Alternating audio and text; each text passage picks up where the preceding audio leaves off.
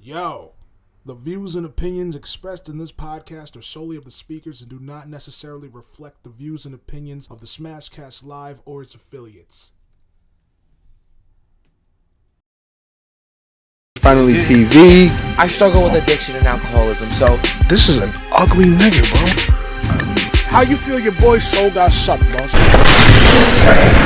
the pod. Creating the demise of humanity. Booga booga doo, nigga. It's hard work, man, like you said, but he says, good looks, my nigga. I'm like, nah, I said, do me a favor, make sure you never call me that.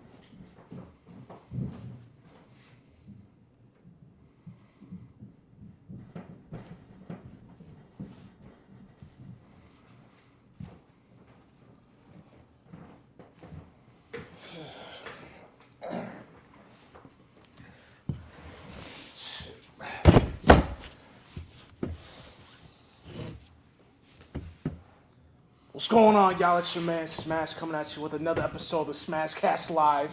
How y'all doing? We back at it again, bro, with another new episode, bro. I think I just said that twice, but fuck it, it is what it is. It's your man Smash with your boy Ike Stay High Dixon.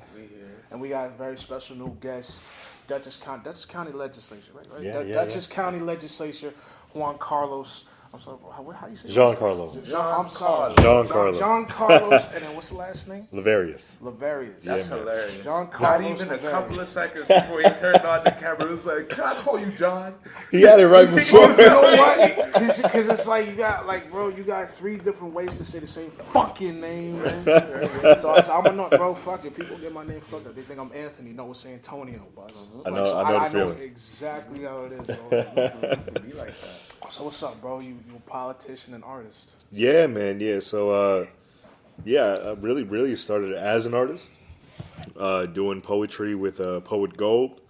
I was part of her Evolving Wordsmiths campaign team, campaign or team, however you decide to call it. Then from there was her percussion player. We did Poelity, so it was putting music to poetry. Then from there, really got involved in politics through the poetry, because a lot of my poetry has to do with kind of questioning the status quo. And so from that point, I interned with a former state senator to kind of find out what was going on, why the only time that I saw politicians was when they wanted my vote. And so around the time that I was in it, there was a lot of violence going on in the city of Poughkeepsie, in the town of Poughkeepsie. Lost a lot of friends, like many of us. We lost a lot of friends to drugs and violence in the past decade. And so I just got pissed off. Like, I was tight. It was just like, why is this happening? Why is there no answers for why all my friends are dying, right? And all my friends are going to jail, or there's no jobs, or there's no place for kids to go. And so, right, exactly, why, right? Like Jadakiss, why, man? And so then I decided, you know what, the best way to do it is to run for office. Like, what other way can I do it? And I found like that was the only way to really get the insider information and be able to bring that to the masses. And, I come from a Malcolm X type of school of thought. Where Malcolm X would say, well, in order to beat the white man, you got to know the white man's law and then be able to use that power against him. And so that's kind of what I tried to do with politics, was learn everything that I could learn in politics, run, get elected right at that time, and then bring that information to the community. And so at that time, back in 2016, that I was running, it was tough in my area, because I represent the town of Poughkeepsie. I don't represent the city, but I do love the city of Poughkeepsie. I really do. So in the town of Poughkeepsie, the majority of the people that live there work in the city. So there's not a lot of time being spent in the town of Poughkeepsie. They come to the town of Poughkeepsie just to sleep, right? And it's because it's a safe place to be. Like they're not really spending any time there whatsoever, and it's majority white, right? They're white, older than 50, and so to be a young person of color trying to represent them, that came with a lot of resistance. So what is this nigger doing here? Yeah. What's this No, fucking honestly, spick doing in my town? that's really what it was during my first campaign. Because if I won, I would become the first person of color ever in that seat, and so that was scary to a lot of people, especially in the town of Poughkeepsie, to have a person of color represent them, who's a Democrat when everybody else on town politics in the town of Poughkeepsie is Republican. Right, there may be now one Democrat on the town board, 1 or 2 Democrats there, but it's really tough because the majority is Republican. Yeah, you are. Yeah. So it becomes difficult Odds that way. against you. Exactly. But I took that as the challenge. I was like, man, odds been against me all my life. Like that's nothing new to me. I might as well have the odds against me to do something for the progression of black and brown people. And so I ran and I won. Got elected November 2nd of 2016. Got in office in January of 2017, and been in it ever since. Trying to be, trying to be the voice of the people. Being the first person of color in the District 1 seat. Before a new legislator came in, I was the highest ranking Latino official in the county. And so when it came to Latin people, I was like the head guy to try to do that, which was the position that I wanted to be in order to, represent the type of people who can't speak English. I speak Spanish, and so I'm able to give them that information and be like, okay, this is the information that you need. This is what you can do with it. I'm the person that you can trust because I come from you. You know what I'm saying? I'm the same guy that drinks beers with you just as much as the guy who will play basketball with your sons and stuff like that. And so I take a lot of pride in kind of being that guy, being the person that is the troublemaker. I talk about the uncomfortable conversation, whether it be with Republicans or with Democrats. It's about, okay, what are we doing for black and brown people? Right. And if you're not doing anything for black and brown people, then you and I cannot have a conversation until you give me an idea of what you want to do with black and brown people and how it will affect us, not just in the short term, but 30 years down the line when I'm gone, when you're gone. I want to make sure that the plans that are in place for our people is sustainable.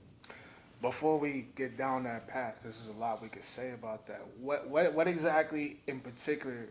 Because I didn't start giving a shit about politics like that until 2016.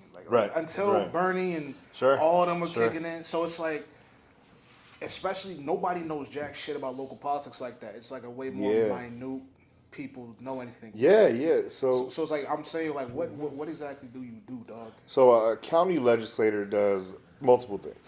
One, a county legislator writes local laws. So, for example, liquor stores, right? There was a resolution that came out to have liquor stores be open until 9 p.m. An option of being open until 9 p.m. Right? Because some of them would close early. Right? A little bit before bedtime. Exactly. So you can get some more in the morning. So it's really local laws like that have to do with local areas, like your roads, how we fix up your roads, how we create resolutions on health care. So really a lot of the local stuff. We have a budget that we have to balance every year. Something that we do is called levy taxes. So, school taxes, property taxes, things like that are things that we manage and try to control so that, people stay in Dutchess County. It's difficult depending on where you live to kind of see the benefits of what a county legislator does, but there's a lot of it. There's a lot of it that happens under your nose. And so it becomes really important for people to engage in local politics so that they know about the stuff that's happening. For example, something like gentrification. Right? Gentrification didn't happen because of Trump or because of Biden or because anybody on the federal level. It happened because your common council, which is your local politicians, or your town board or your village board, which are local politicians, told developers and said, you know what, I think it's a good idea if you came in and built shit. And that's how gentrification starts. Right? It starts from that. Those local politicians that say it's okay for you to come, it's okay for you to build. Planning boards, industrial development agencies are all local agencies that either make or break the progression of your city or your town. And a lot of people don't know who those people are, right? A lot of people who don't know what an IDA is, which is an industrial development agency. People don't know who's on their common council, who represents them, who in the county legislature represents them, who their state official is. There's levels to this shit of politics. It's not just the fucking president. There's a lot of levels below that can hurt you much more faster and much more harder than whatever some federal elector can do. Oh, yeah. And so and that's there for a reason, right? And so the more that we can become informed about local politics and who represents us on a local level, you know, what ward we belong to, right? What district we're in, the more we can hold politicians accountable and say, oh, now I'm getting involved. Because the scariest thing for a politician is for people to get involved. You understand what I'm saying? Because the less that people are involved, the more power the politician has, and the more chance that I have to retain power. Hold on, right, swear. Yo, if y'all hear rumbling or any of this shit, we got like vents right up above us, and there's like another floor. They're supposed to have like kids and shit upstairs. So right. If y'all hear that, that's what it is. But yeah, keep going, boy. So it's definitely that. So again, for a politician to remain in power, is to let people remain silent. That's the way to power in politics. The less people who know about the shit that I'm doing, the easier it is for me to get things passed. Yeah. You understand? The less that people can hold me accountable. So, you know, when I say, you know, power to the people, that's what I mean. Is that the people put us in our seats, right? It's not that I run it and then I pay somebody and I'm here. No, there were individuals who went to the voting booth and said, I want Giancarlo as my legislator, right? The same thing happens. Like, the people have all the power. You have the power to take anybody out of their seat if you want to. They can't do jack shit about it. Right? As long as you come with evidence to why you want to take that person out of their seat or why they should resign, right? Come with the facts, get a bunch of people, and take them out their seat. Get that research. Exactly. Take them out their seat. You know, knowledge is power. Knowledge. So as much knowledge as you can get on local politics will put you in position to call them out on their bullshit when they're doing it. And there's a lot of bullshit going on. And it harms black and brown people, right? When you look at the gentrification in the city of Poughkeepsie, a place like Lucky Platte, right? The apartment building of Lucky Platte, those apartments used to be like $850 maybe, no more than $1,000. Where's Lucky Platte? It's Lucky Platte is by Nelly's. Which you know the gate. You know, if we oh was wait, you mean the one on Main Street? Yeah. The one on that shit? Yeah. Oh, bro, I delivered DoorDash, Chinese food, I delivered there one time. Right. Yeah. So those apartments used to be at a market price where people could live there, right? You know what I'm saying? And so you wouldn't pay more than $1,000. Now you paying like $1,500, you paying $1,800 for like a studio or a 1-bedroom, and for the average income here in the city of Poughkeepsie, that's crazy. The only cast that can afford that are the people that are coming from the city to move up here. You know what I'm saying? And so you're displacing a lot of people. And it's not just that one spot, because they just built that fucking condominium. Word. Like right where that big ass parking lot is. Right by the chance. Right by the Oh, chance. no, so that's right different. The, what's it called? That's not the same. The partnership? That's not the same thing? No. What's there? That's called Crandall Square. So what's there is affordable housing.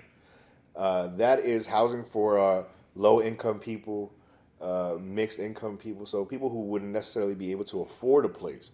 That's a place where they can go and be housed. So that's actually productive. That's productive. Yeah. That's productive, and I think that's important to kind of, because there is a lot of things happening in the city of Poughkeepsie, and we're seeing all these buildings go up. It's important that we get the information on all the buildings that are going up. See which ones are for affordable housing.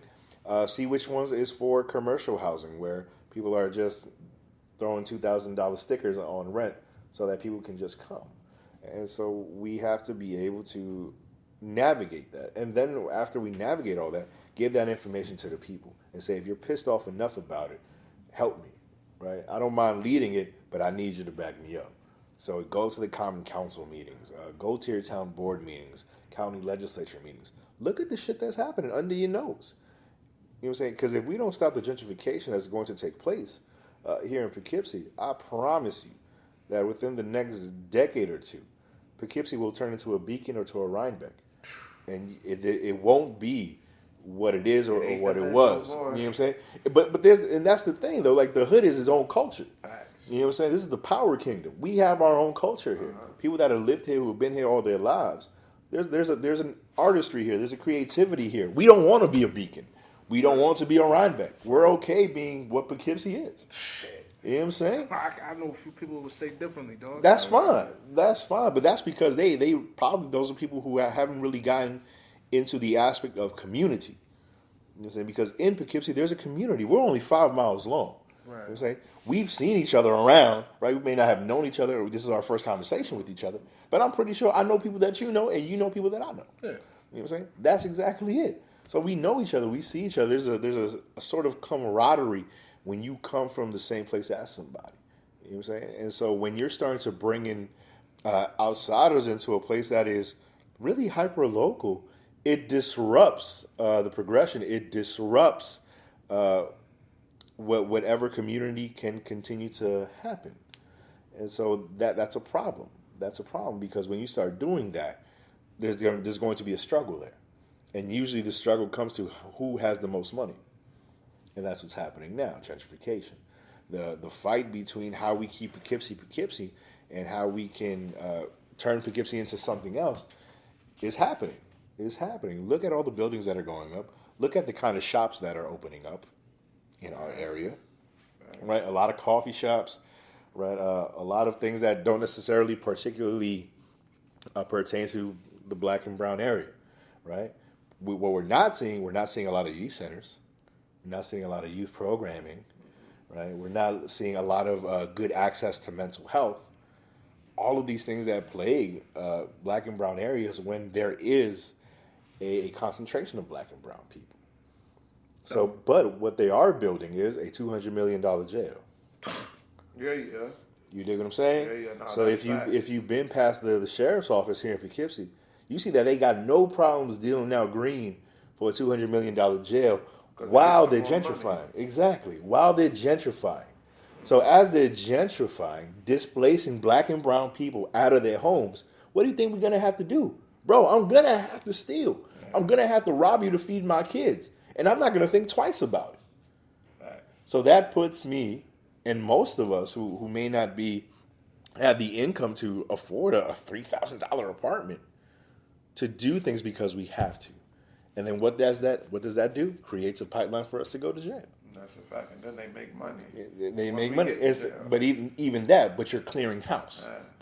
You're getting rid of black and brown people, making room for everybody else to come up here.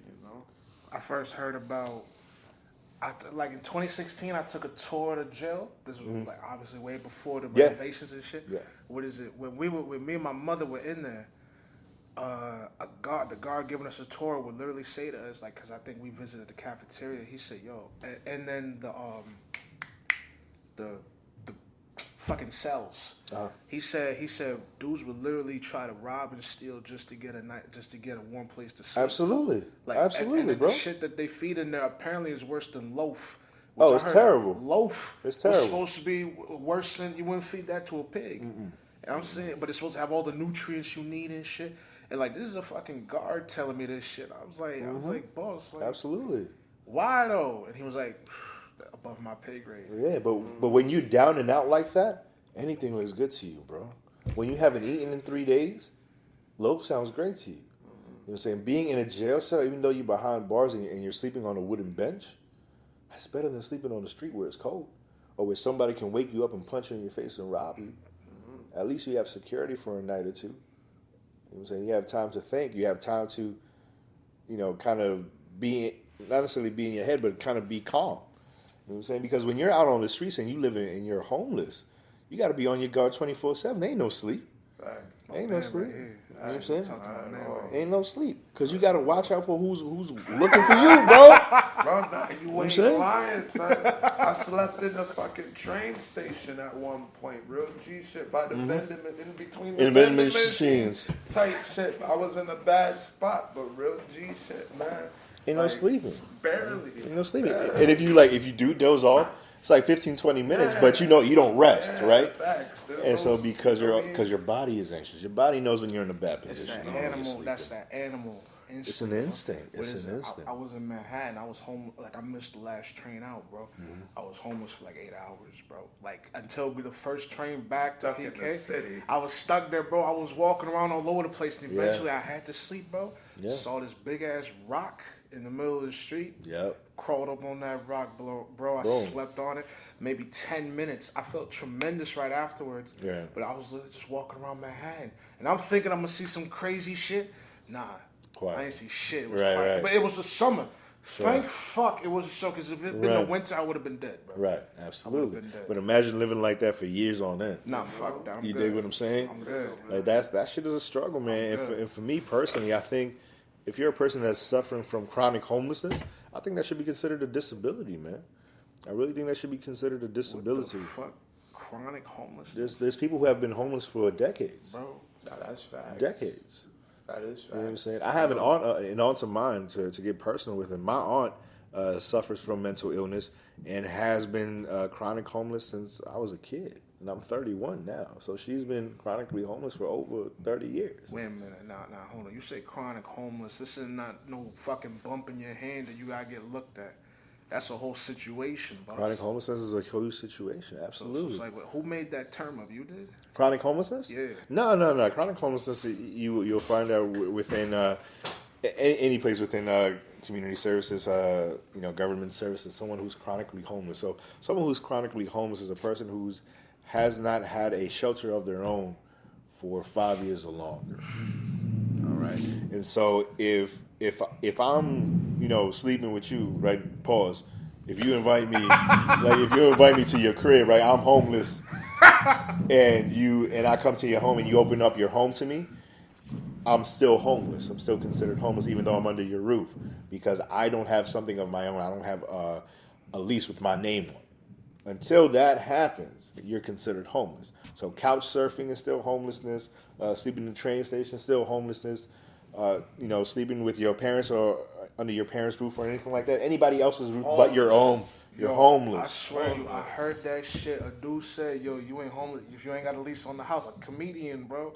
He said, you living with your girl, you living with your parents? No. You ain't got a house. You're sheltered, nigga. You're sheltered. I was Yeah, dead. no, it's 'Cause fact. it was true. It's a It fact. was true. It's a That fact. That means I'm homeless, boss. You're homeless. That's big You're facts. homeless. Even if you paying, nigga. Can I you get a ain't got dollar, no my lease. nigga? Can I get a dollar? I got a dollar. I'm homeless. Are you? I'm homeless. Yeah, you are. Nah, facts. But for a lot of people, it's like that, and they'll stay on the streets for a hell of a number of years. Right. You know what I'm saying? Like I mentioned, my aunt has been on the streets over 30 years, and she suffers from mental illness. Right? And so it's tough when you try to get into public housing, right? Because they have like 5-6 year waiting lists. Right. So by the time you think you may get a place, God forbid, you may be gone by then. There's book while your aunt homeless 15 years, but it's like, bro, I would like, again, I come from suburbia. Yeah, I went from an apartment house in the Bronx to my parents moved me up. But mental illness is a thing. But I know it's a thing, but it's like, was she mentally? Because some people get that mental fucked up on the way, like From being homeless. Exactly, Yeah. from being homeless. Yeah, like sure. that's that mentality. So it's like, Absolutely. I don't mean to, pry like that. No, but no. like what you? I gotta read this. Yeah. Chronic homelessness.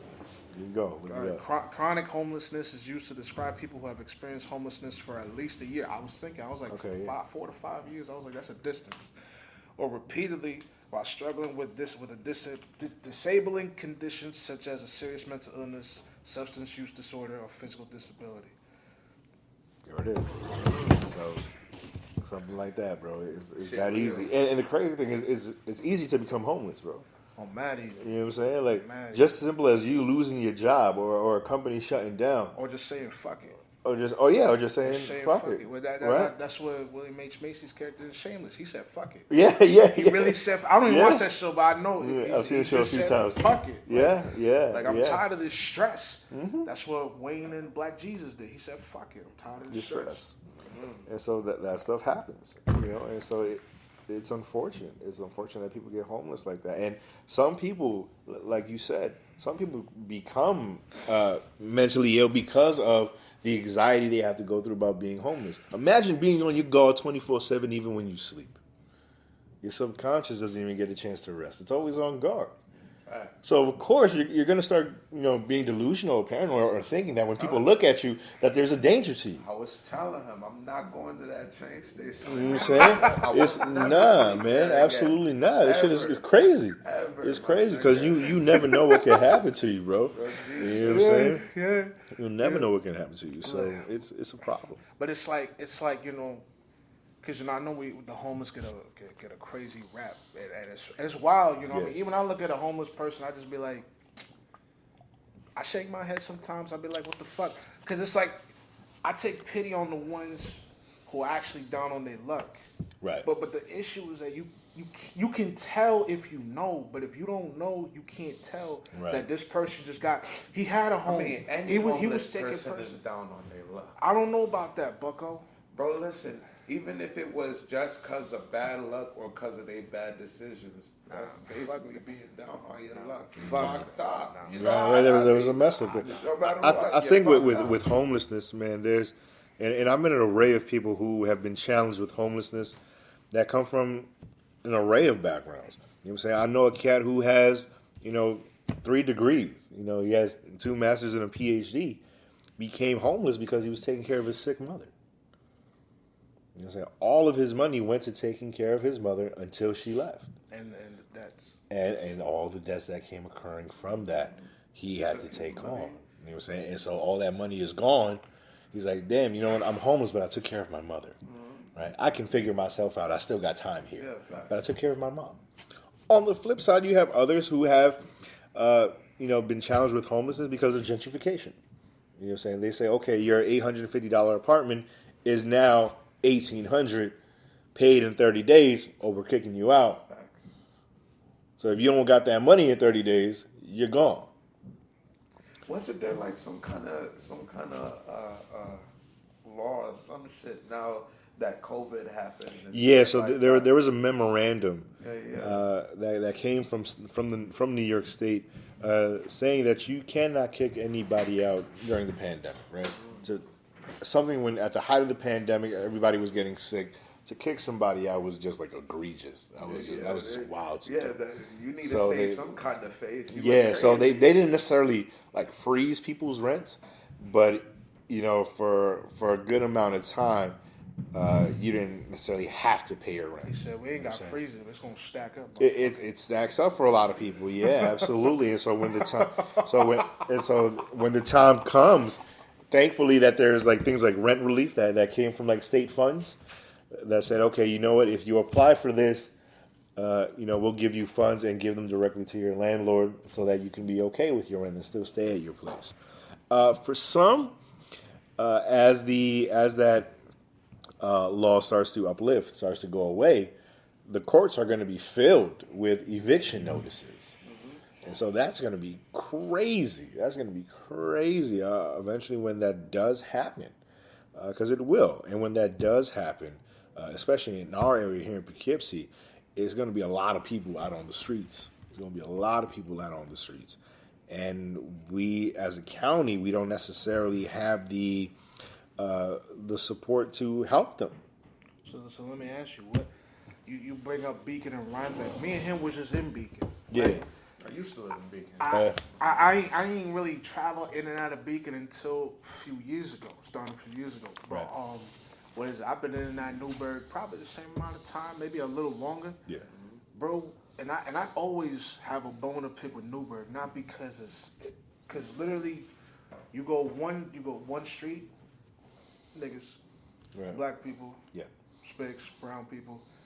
You turn the corner, Mount St. Mary's, The fucking the town of Newburgh and the city of Newburgh, right? It's like you know what I'm saying? it's like one gas station separates us. Exactly. I It's lived like, in both literally, places. it's like I lived in the down town, the middle. and I lived in the city of Newburgh. You know what I'm saying? And once you see that switch, it's just like, It's a whole different place. There's something Yeah, going on it's like the city and the town of Poughkeepsie. Yeah. Right. You know what I'm saying? Like you could be going to, heading to Main Street like Taco Bell, KFC, keep going down, make a right onto Raymond Avenue. It's a whole different place, bro. It's a whole different See place. college kids. Yeah, because of Vassar College that's there, right? With Marist, all those areas of the town is completely different. Right. And the only thing that separates it is one street. Right. Right, so if you've been to Vassar, let's say you on, so there's Vassar, and then you can cross the street onto like that big lawn, that big area, green space there. So if you're on the side where Vassar is, you're in my district. If you cross the street, you're in the city of Poughkeepsie. So literally, a street can define what school you go to, how much funding your school gets, property taxes. Yeah, the border, like a border. All of that. Say that again. You lost me for a second. So you said the side Vassar on which side Yeah, of Vassar? Vassar. Like if you're Vassar? if you're on where Vassar College is, right? Yeah, On you're on that street where it's Right, located, right. right? If you cross the street, Right. you're now in the city of Poughkeepsie. Like you mean cross it like you're going towards Forbes. yeah, like literally cross the Like street. that, so, As soon as you cross that street, Yeah. You know where in the BurgerFi city. is? Yeah. All right. You know if you cross the street to what's that place there? That little bodega mart that's there? Yeah. You're in the city. Yeah. Word. Soon That's as what I'm you saying. Get to R&K. Bro, I swear to you, every time You cross the street. because I never understood like and I always go back and forth the city to the town. I'm like I thought we were all just a fucking city. Like this Right. place is too small this is too big to be a town. I think it's a little too small to be a city, Right. but it's like we the city regardless because we're bigger than a town. Right, But right. then everybody's like, oh, this and that, politics and semantics. Yeah. And I'm yeah. just like, It's called gerrymandering. it's called bullshit. That too. Like, what the fuck you talking about, bro? It's really the Like- redlining and the gerrymandering that the majority party of the politics that runs here created. We can see that with Poughkeepsie and Spackenkill. At one time, Spackenkill never existed. You understand? No, I don't. All right, so I'm gonna give you the rundown. So Poughkeepsie, the Central School District, Poughkeepsie Central School District, used to be one of the best fucking school districts in the state. I bet. All right, a few decades back. I'm about to say probably like 30 years ago. 30 before all of us. Was a great place to Damn, be, dog. bro. You know what I'm saying? It was a great place to be. But then what happened was IBM came and built their headquarters on Route 9. So what happens is we had a whole bunch of white folks come up here to Poughkeepsie. They started mingling with kids of color, and they were like, oh, nah, I don't want my kids going to school with black and brown kids. So what happens is a guy by the name of Senator Rollison, Rob Robinson? his father, Shit. then how it goes is basically creates, with some help, the Spackenkill school district. So all the money that was going into the Poughkeepsie High School school district with these white guys these white people that were in it, right, with 6-figure salaries, really going into the school, creating a robust program, right? They created a whole new town, a whole new school district called the Spackenkill School District. But it's also very close to IBM, right? If you see where the Spackenkill School District is, you drive a little bit down that road, IBM is right there, right? And so that's exactly what happened. We had a white flight from the city of Poughkeepsie to Spackenkill. So all that money, all those resources is now gone, left the Poughkeepsie School District desolate. It ran it dry. Y'all white folk always taking shit, man. It ran it dry. And now IBM ain't even here no more. IBM no longer exists. They're trying to turn it into like a movie studio though, but that's like how many years later? Sure. They're finally doing something with that building. Yeah, but after all the damage is done, you understand what I'm saying. And so now All y'all we do have is take. now we have the Spackenkill School District that has been in existence for all of our lives, and that came because of that. And so when we see the issues of the Poughkeepsie City School District, we have to look at the history of it and how it became that way. It was because there was the creation of the Spackenkill School District. I forgot it was Black History Month. You know? I forgot A it little was bit. Black History It's Month. a little bit. It's so crazy. Nah, but little that's fucking crazy, bro. You don't like black folk that much that you have to make a whole new town and then take our money. This is nigga land.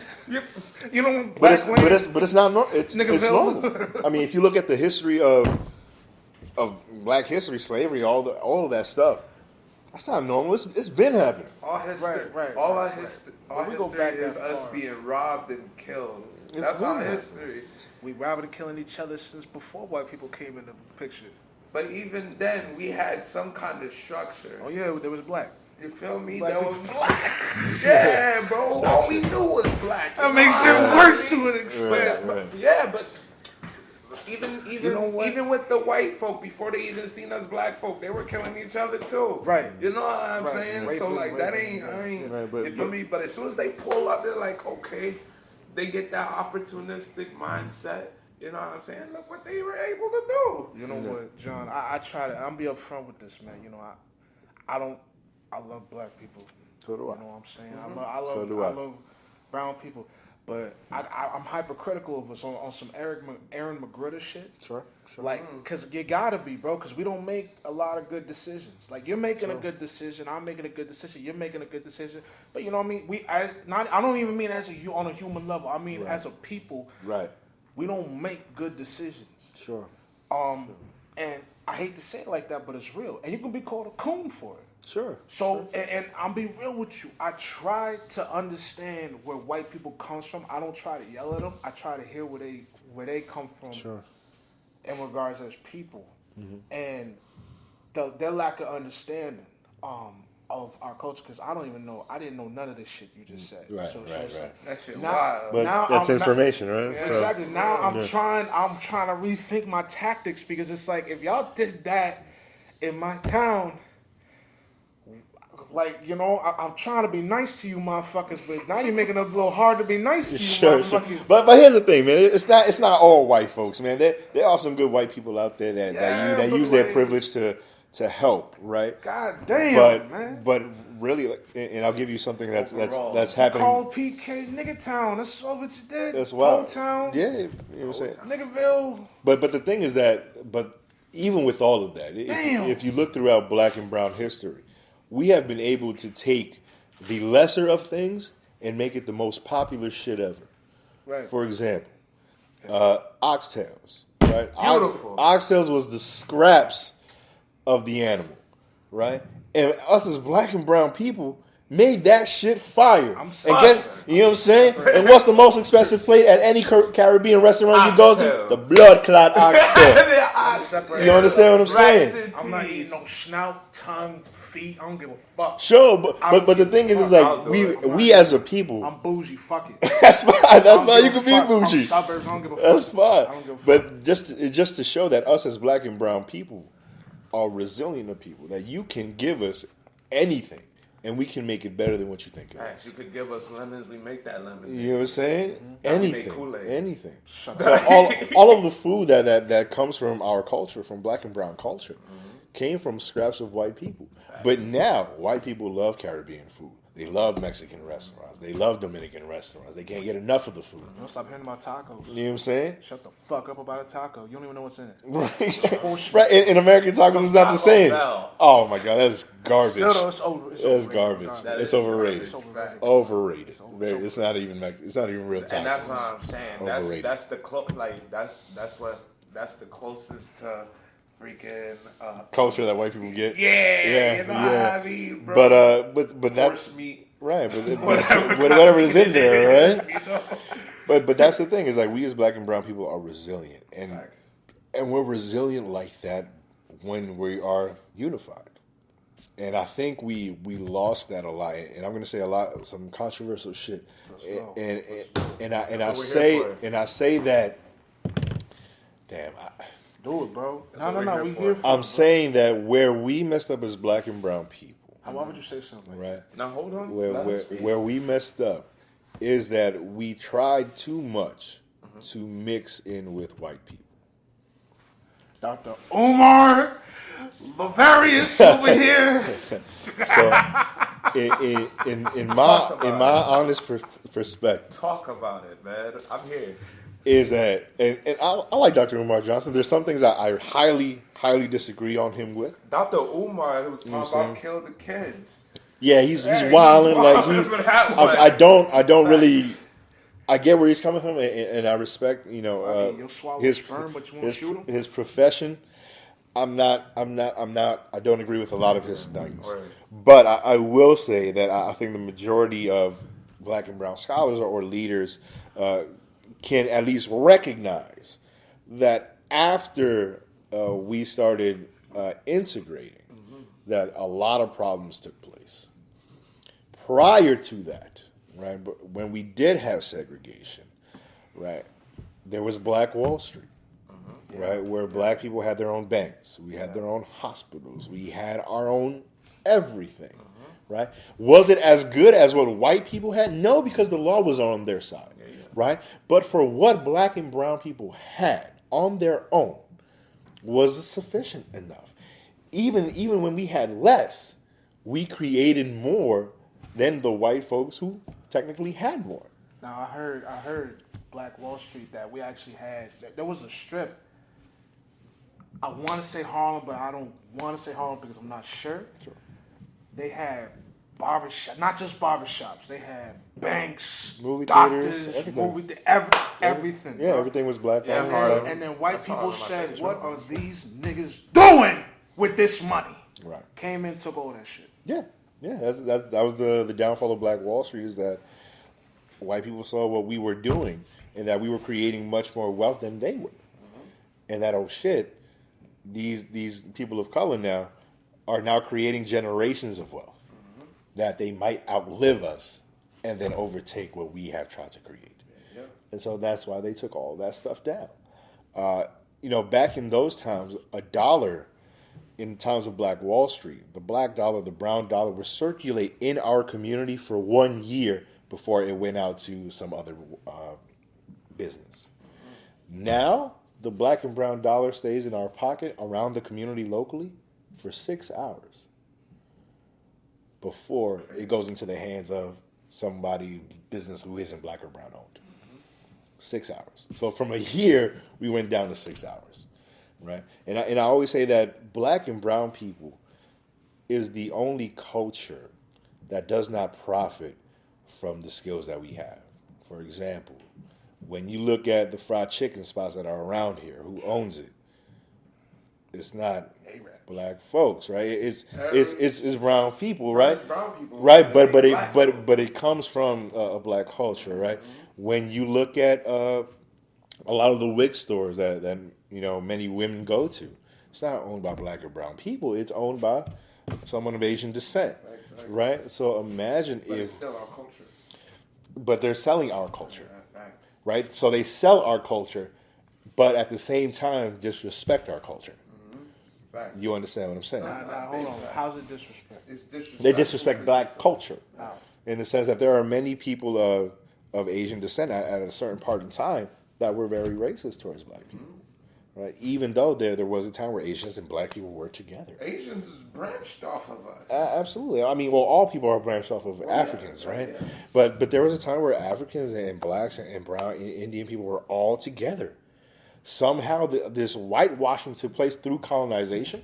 As the UK took over India, as many places started getting colonized by European white people, they started putting into people's head that the only way to be good in society is to be more like us. And that's what started happening, right? This whitewashing over generations we started to see happening. And that's now why you have such division between black and brown people. There's a lot of Latin people who are racist, right? Who are very, very racist and would not even speak to a black person, even though we as Latino people are African. We are black. We are very, very black, right? We are the people of the trilogy, meaning that meaning that we're mixed with the European Spanish. The Trinity, man. You know what I'm saying? The European Spanish, the Caribbean indigenous, which is the Taínos, right? And the African. That is what Latin people are. So we are black. And unfortunately, in many areas of the Caribbean that are colonized by Spain, there is a complete whitewashing that we refuse to recognize our blackness, even though we are. You know what I'm saying? My uncle looks just like you, but he would not call himself black. Darkness. You know what I'm saying? He would call himself Indio, which is a term to mean Indian. But the majority of them were wiped out when Columbus came. And now they alcoholics. Right. Now they alcoholics. So you see all of this. At one point, how united we are. We got to integration, moving on to colonization, which created this mass rip between all of our communities. And so now, what at least what I'm trying to do with the rest of my life is unite black and brown people, and say that the problems that we have is one and the same. Black people fight with the police all the time. Latino people fight with ICE all the time. Imagine if black and brown people just created a coalition of our own together, and we went towards. Talk to this man, and we fought about that. I was telling him in his whip all the time on some G shit. Like, yo, unification, bro. Yeah, that's what we need. Unify, we need to unify.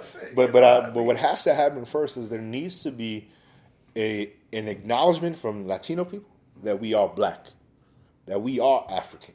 That is number one. We have to acknowledge our Africanness in order to start having conversations with African American people. I have a home. We, you know who? Have somebody. We got a mutual friend.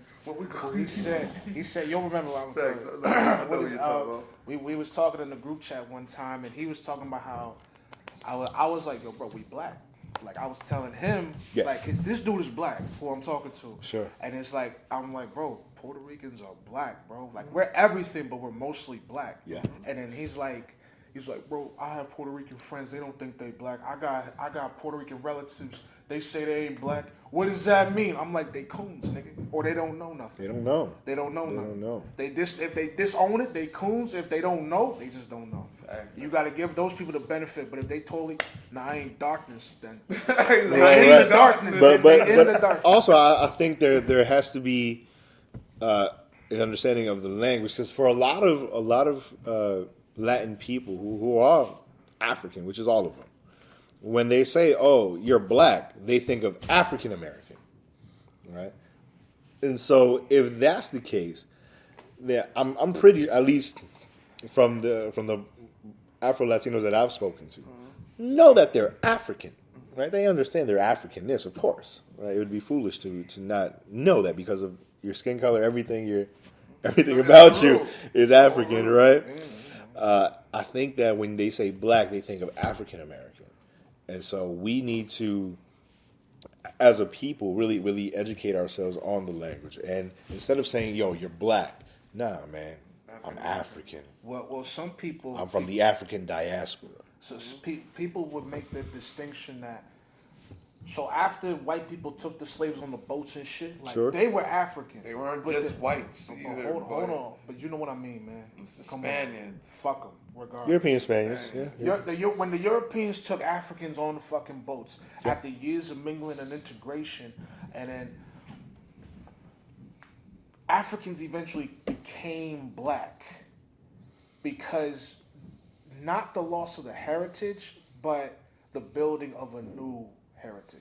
Sure, in the America. Yeah, right. And the ones that stayed the ones that stayed in Africa, they're still African. Like, not to say that they're not African, but it's like you're trying to divert, like divergent evolution almost, in a way where it's like you literally took them one place to another and then literally not doing anything. You cut the connection off. You cut the connection off. That's what I mean. You know right, what I'm saying? Right. So it's like, I've sure, heard that distinction before. Absolutely. Like, yes, you're African American. Yes, but it's like when you say African American, like, you're the first actual Americans to come here because you came here after the Bills or during the Bills and shit. Sure. So it's like, you know what I'm saying? You're the only true original species on but this side of the planet. But that was planned on. You know what I'm saying? New. I should say new.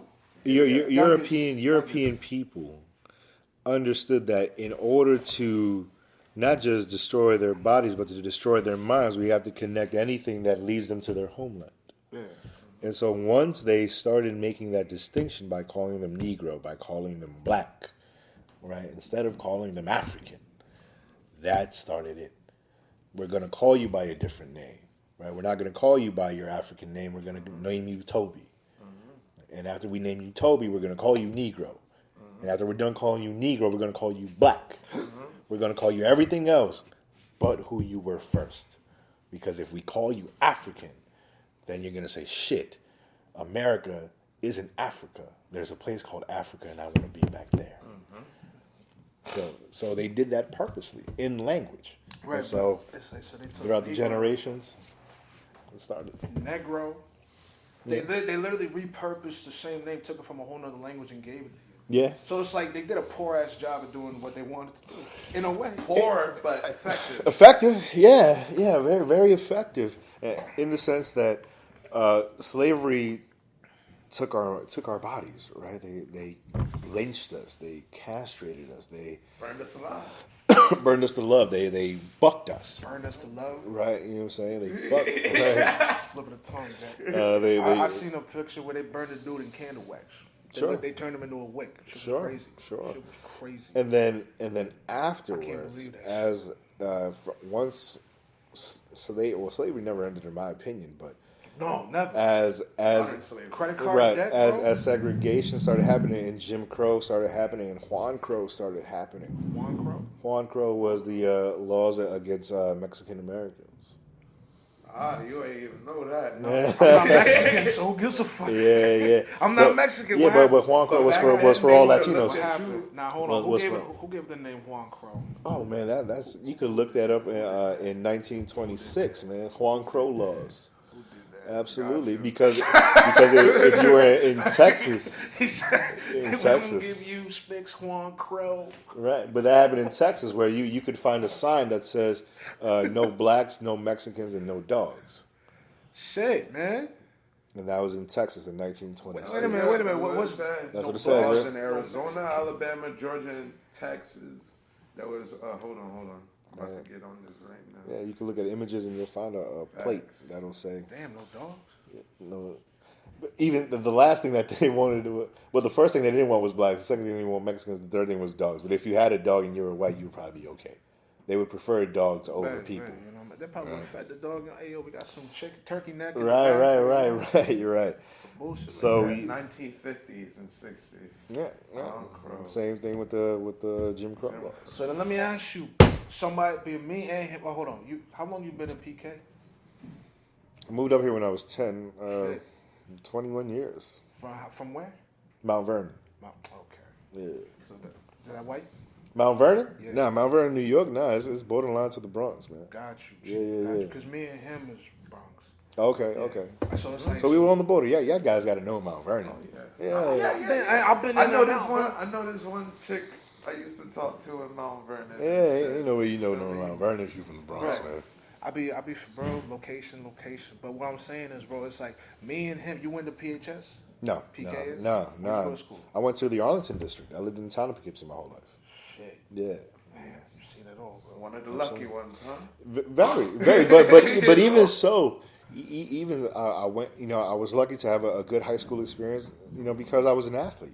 You know, I played football, and so that allowed me. I want to say not say luxuries, but opportunities that my other students of color didn't get. You know what I'm saying? I'm gonna get to that. That's exactly where I was going. Me and him, PMS, well, him. Eighth I grade. wasn't. I knew him in the 8th grade. But I've been into the Krieger, PMS, PHS. I've been like, Yeah. So what's it called? We seen the school district, and I mean he's been in and out of PHS. Sure. But it's like we seen the school district and everything. We know what the books look like. There's Dixon, the fucking textbooks and shit, bro. There's all kinds of wild shit.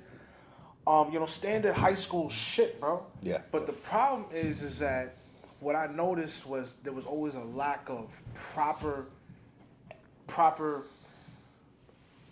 resources, and I don't just mean textbooks. I mean programs. Sure. The lunches, it's a pizza. It's Yeah. just cheese on bread. Sure. bro. Ain't no real Italian. Don't disrespect that. That pizza was some fire. It was good. It was fire, bro. You know what I'm saying? Don't disrespect. Cheese blessing. It was blessing. You know? Chicken wing Wednesdays, boss. Oh yeah, glorious. beautiful. Fall off the bone. Even then, you was making your own sandwiches and shit in fucking PHS. But still though, shit bro. was fire. Still though, bro. I have nothing against PHS lunches. No, I ain't got neither do I. But I'm just saying, like, you know, there's people eating salmon and shit in other schools. Right. While we eating cheese sticks. Sure. But in America? Yeah, nigga. Yeah, I mean, in some place. I mean, you can look at other countries. Yeah, in other countries, You know I know they stuff. eating healthy. I don't know about the U.S. I know there's some programs in the country. There are certain schools that have revamped their cafeteria menu to make it more healthier. You know what I'm saying? But what I'm saying is, what I noticed was they reward physical prowess more than academic strength. That's what I've seen. And I was like, I akined it to slavery. Where you keep them like, yes, you have to keep your grades up to still be a part of the team, but it's more fruitful to be a part of the football team than to be a like part the of a fucking engineering cello club. player. Right. We ain't had engineering. What the fuck are you talking about? I don't know what that shit is. Right. Then to be a part of the whatever fake ass arts program. Yeah. And I love the arts program because that was me. Well, that's just That because was me. I everybody loved in it. America, not even everybody in the world, loves sports. But you know what I'm saying though? You don't think that you go back and it's like they love sports. What they do in slavery, they kept the strong. What they do? They kept the We strong didn't even motherfuckers learn alive. shit in slavery. But you We know wasn't what? Oh, they kept the able to They learn. kept them strong, but they kept them dumb. Yeah. Sure. That's what I meant. Yeah. That's what. And so that's how I see agree with that that. shit. Yeah. The textbooks are fucked up. Yeah. Not enough programs. You reward the shit that requires strength. I don't give a fuck about a pep rally. I don't give a fuck about a football team. I really don't. But that's the shit we gotta go to. Right. The fucking We didn't gotta football. go to. They made us go to a few of them.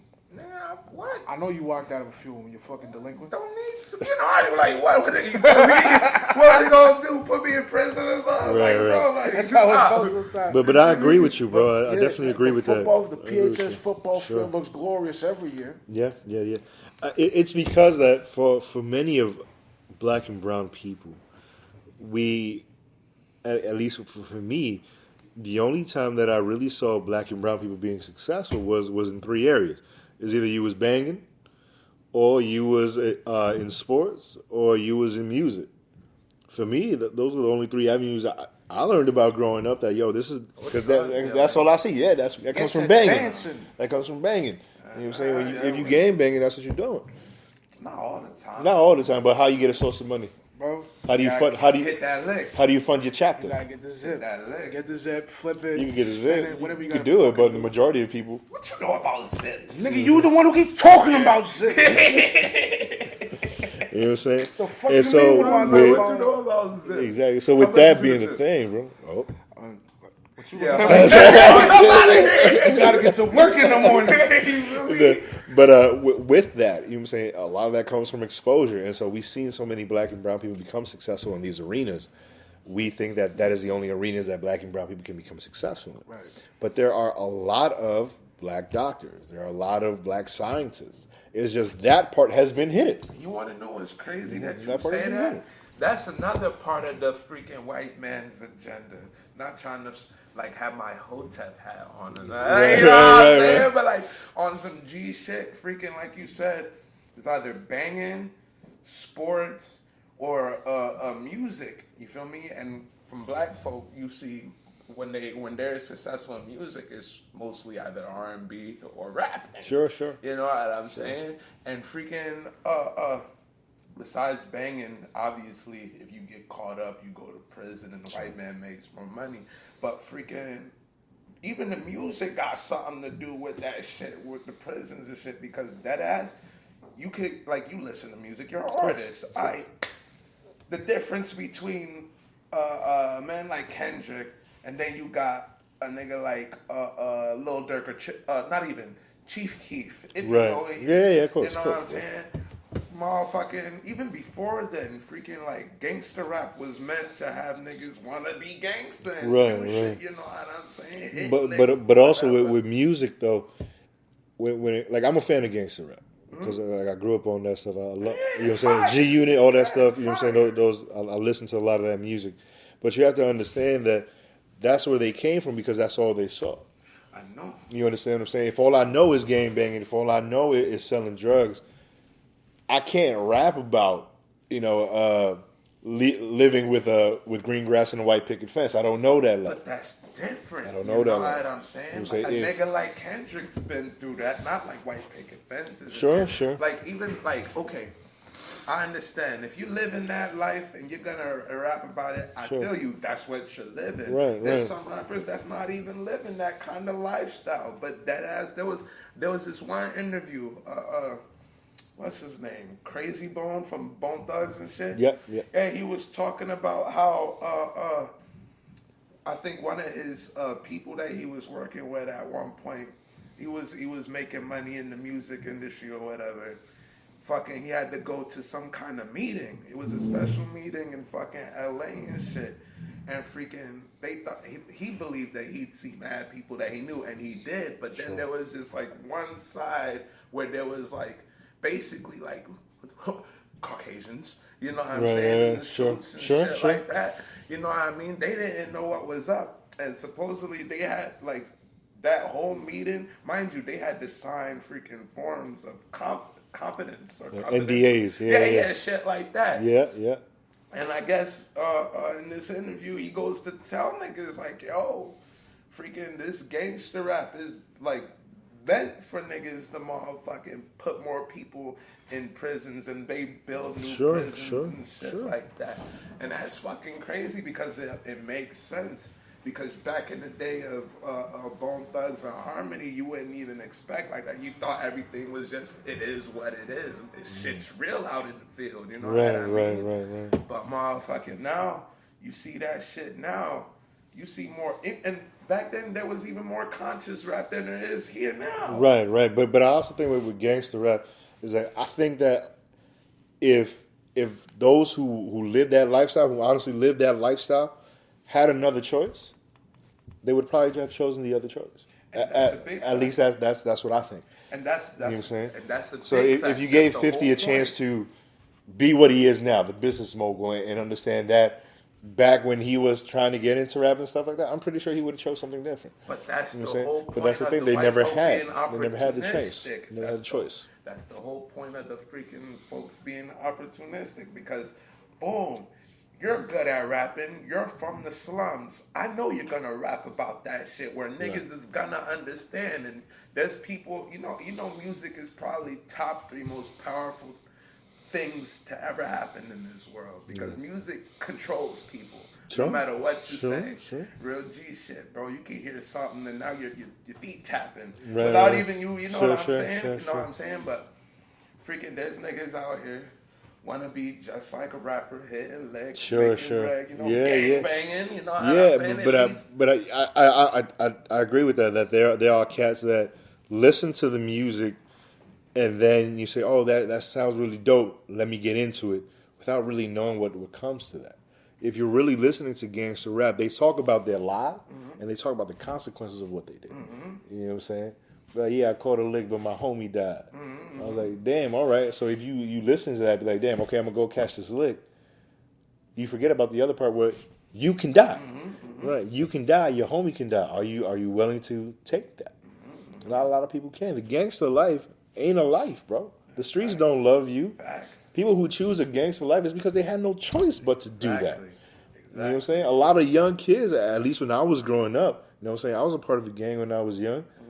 Not because I wanted to, I had no choice. Yeah, You know facts. what I'm saying? It's You either gotta you make that joined, money. you either joined or you got beat up every day, you got robbed every day. Facts. So you had to claim a set for your own protection. Facts. You understand? And so a lot of those cats now who are my age and a little bit older, trying to tell these young kids, yo, that life is not for you. It wasn't for us, but we had to. And so I'm telling these cats, yo, you got a choice now. You don't got to do this shit. You don't got to sell drugs, right? You need a job, yo, let's help you out with your resume. Let's help you find work. What are you good at? Let's develop that shit because the streets ain't for you. Now, what if one of them young kids tell you to suck their dick? How you feel? You can't save everybody. Facts. No, it's a That's what fact. Dr. Umar was just talking Well, about. he said kill them all. He didn't say. No, didn't say he said can't no. save 'em. He said this is straight up what he said. He said, listen, these kids, some of them are just so far gone that you can't even stop them. And the best fucking thing to do is basically make sure they don't wake up. That's how he said it. You know I what think I'm for the saying? kids that that are deep in it, and they'll be like, "Yo, F you, bro. I'm not even listening to you." It's like, well, if you need it, I got you. You know what I'm saying? And eventually, something will happen in their lives sooner or later where they'll be like, "Oh, fuck, I actually need the help." A lot of times that comes from people losing their friends to gun violence, losing their friends to drugs, or getting lucky and not getting caught up in a bid. You understand what I'm saying? Like, that shit is you scary. It just missed you. Though. It just like, missed like you. you damn near got caught up. But then you see that shit, you're like, You got lucky. that was And it be almost and my and ass. You know what I'm that's why saying? the That's niggas that that wake-up ain't call. get Look. caught up is telling niggas you don't gotta do all that. You ain't got to do all that, shit bro. crazy. Because everybody's a gangster until they got to face a judge. Everybody's gangster until they actually go to prison and meet what real gangsters do. Manson didn't give You a understand? Cats that are really about that life who ain't got no problems poking you. Some ain't got nothing to lose. You know what I'm saying? fuck. Exactly. They already there. They did 25 to life. They might as well Exactly. make it the So whole when time. Might as so well make a it lot of these 99. cats aren't really gangsters. They just like the style of what they see. They like the chains. They like the girls. They like the cars. I was like, you know what that person had to do while he was living that lifestyle? You know what I'm saying? When you look at all these rappers or gangster rappers who have all this fame now, they also got long ass rap sheets. Big fan. And if it wasn't for the money that they have to get the lawyers to help them out, They would have been. they would have been long gone. gone. Long gone, bro. Now, what I have an issue with, right? We're on the topic of this. I don't listen to a lot of rap and hip hop. Yeah. You know, and I'm kind of insecure about it because I listen to mostly white music. Because I just hear this shit and I just like, because you know, I'm not gonna get into that shit, but it's like, because that's another conversation. But it's like, I see, okay, we got shows like Power. Yeah. We got shows like, right now today I see a lot of black shows, right? And it'll usually be about crime, or we gotta be black. We have to empower black people. Yeah. They're more worried about either telling a crime or sending a message of positivity than rather just telling a story. Yeah. And I look at that, it's like, to me, as somebody who bro, I'm all in for storytelling. I'm all in, like, I love that shit. Yeah. It's beautiful. But why is it gotta be about crime? Why do I got Blackish? I just seen that shit. Anthony Anderson just went on what episode he went on a whole tirade about how he loved Bill Cosby and shit. And how he wanted to make a good black family. And I'm like, I can't tell you, I don't watch it. Right. Yeah, but I I'm like, when I heard that shit, I'm like, I don't want to watch your show now because you know how many times I've heard that bullshit before? Where you just like, I just want to make good for black people and this and that. I'm like, bro, if you just make a good product, you ain't got to say that shit because we can see it in the product. So it's like, why do I always got to see crime? Us. Because it's what niggas do went crime and shit, bro. That's what sells. Because you have to understand, like, Because I don't fuck with Power. right. I ain't seen it, but I just don't fuck with the idea. I haven't really seen it either. But you have to understand the bigger picture is like who owns the media companies, right? Who owns all of that and makes the decisions for that to be the pilot, right? If I'm pretty sure that if there was a black media company, an all black media company, right, which I'm sure there are, I'm pretty sure the last thing that they're going to put out is something like Power. TV One's the only one that comes to mind. BET's a little corrupt. Sure. But TV One. BET's ran by a white dude, ain't it? Yeah, Viacom. Reggie did. Well, BET is run by a place called Viacom. Right. That's the big company that runs all that stuff. So it's still changing. So- Right. Right. But that's what I'm saying. It's like you have to look at who owns all of this, right? And look at who owns it, and look at what they're putting out, and then say, okay, well, the way that I can combat that is if big black actors say, I'm going to move on from this and I'm going to create my own media company, right? Tyler Perry did something like that, right? He has his own 300-acre studio. Even then, I don't fuck with what Tyler Perry's pumping out. It's the same Sure. shit. But Same shit. but at least you can say that with Tyler Perry's films, he's never come out with anything that has shown black and brown people in a type of criminal type of thing, like a Power. I mean, that's up for debate. He's Like, not in the type of Power, yeah. But like, that's up for debate in type of criminal because my girl just told me about this one shit called Sisters. Oh yeah. Everybody, like, it's a group of, it's basically Black Sex in the City. Everybody's fucking, one girl's a lawyer. She has an affair with this other dude who's a fucking, who's like in an abusive relationship and will string females along. Sure. I'm like, how many times can we put men in fucking fucked up light where we're just a bunch of horn dogs? The Oval? Sure. Say it again? Didn't Tyler Perry make the Oval? I don't know. Maybe. That's like I only seen a little bit of it, but basically, this white dude becomes president of the United States or whatever, but his wife is a black woman. You know what I'm saying? We ain't ready for that, man. We're not ready for that shit. Bro, it's been out for years already, but that ass. Yeah, check that out. It gets crazy. It gets real. I think Tyler Perry made it, but besides that, it gets real crazy. Like there's a whole lot of criminal shit. But the point I'm trying to make is that if we want to make cinema and storytelling about black and brown people in the light that we know that black and brown people could be in, we have to own it. Right. We have to own it. So Michael it's Jai as White simple got as the that. studio. I'm sorry. No, Michael Jai White, I think he just opened up his own studio. The martial in artist. Connecticut. Right. Yeah. So it's like, it's happening. Sure. But it's like, but that's part of the question. Why ain't dudes like, what is it, Denzel, Will Smith, Oprah, get together and build that fucking business, pool their monies together, Eddie Murphy, Sure. everybody, bro. Build their money up and give back to us in a way that, I have to give Tyler Perry his flowers. Yes, I don't fuck with the content, but at least it's black. But it's deeper than that.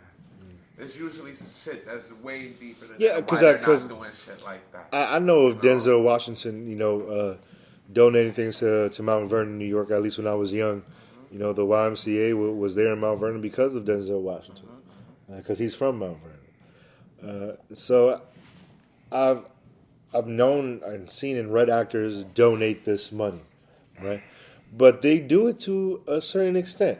You know what I'm saying? I'm pretty sure Will Smith will never get his own media company studio. He will never do that because he has gotten a lot of money from white folks. Hey, I'm about to say he's basically an employee. His career has been, he's a great actor. I think he's a great actor.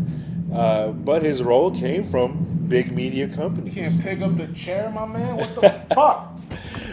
Big media companies. And so there's a line that you kind of have to tread, because if someone like a Will Smith comes out and say, screw this commercial stuff, what the owners of media who own it are trying to do, I'm going to do my own thing for black and brown people. That could be very detrimental to his career. Right. Why? You understand? Because they can cut him off. Getting paid by the white folk. They can cut him off. Because understand that the movie industry, the majority of the movie industry, isn't run by black and brown people. Right. So the person that signs the check is probably a white person. Yeah. Right. So if I'm the person writing the checks and Will Smith says, screw it, I'm going to go this way to help the progression. I'm no longer writing your checks. And it takes a long time for someone like a Will Smith to build, even though he is a Will Smith, to build a company like that. It takes a lot of capital. It takes a lot of time. It takes a lot of investment. And in that time, you got to find a way to fund that. And your only way to fund that is through your acting roles. Right. So now you're cut off from your source of income. Then what do you do? And Will haven't been acting in a minute. No, last movie. So like So I understand why, the big time A-list actors aren't necessarily coming out in full throttle, right? Because they have families to care for. They have certain investments they have to care for. I get it. Will's kids is grown and his wife's fucking everybody else. Sure, but I get it. I understand it. I can't knock it, man. Because honestly, I would probably do the same. Like if 90% of my income came from, strictly acting and getting these roles from, these people who run the media. Big directors. Saying the big people that run Hollywood. And that's the only way that I can feed myself and my family and the lifestyle that we've created. I wouldn't go full force either, because I wouldn't want to put my family in jeopardy, even if my family is in good standing. Modern slavery. I want to talk about other shit, but I'm like, how much time we got? Hour 13. All right, we got a little bit. I love to keep talking about that shit, but I want to change gears right quick before we start wrapping it up. It's damn near modern slavery, but you're just getting paid. Right. You good on time, boss? Yeah. All right. What's it called?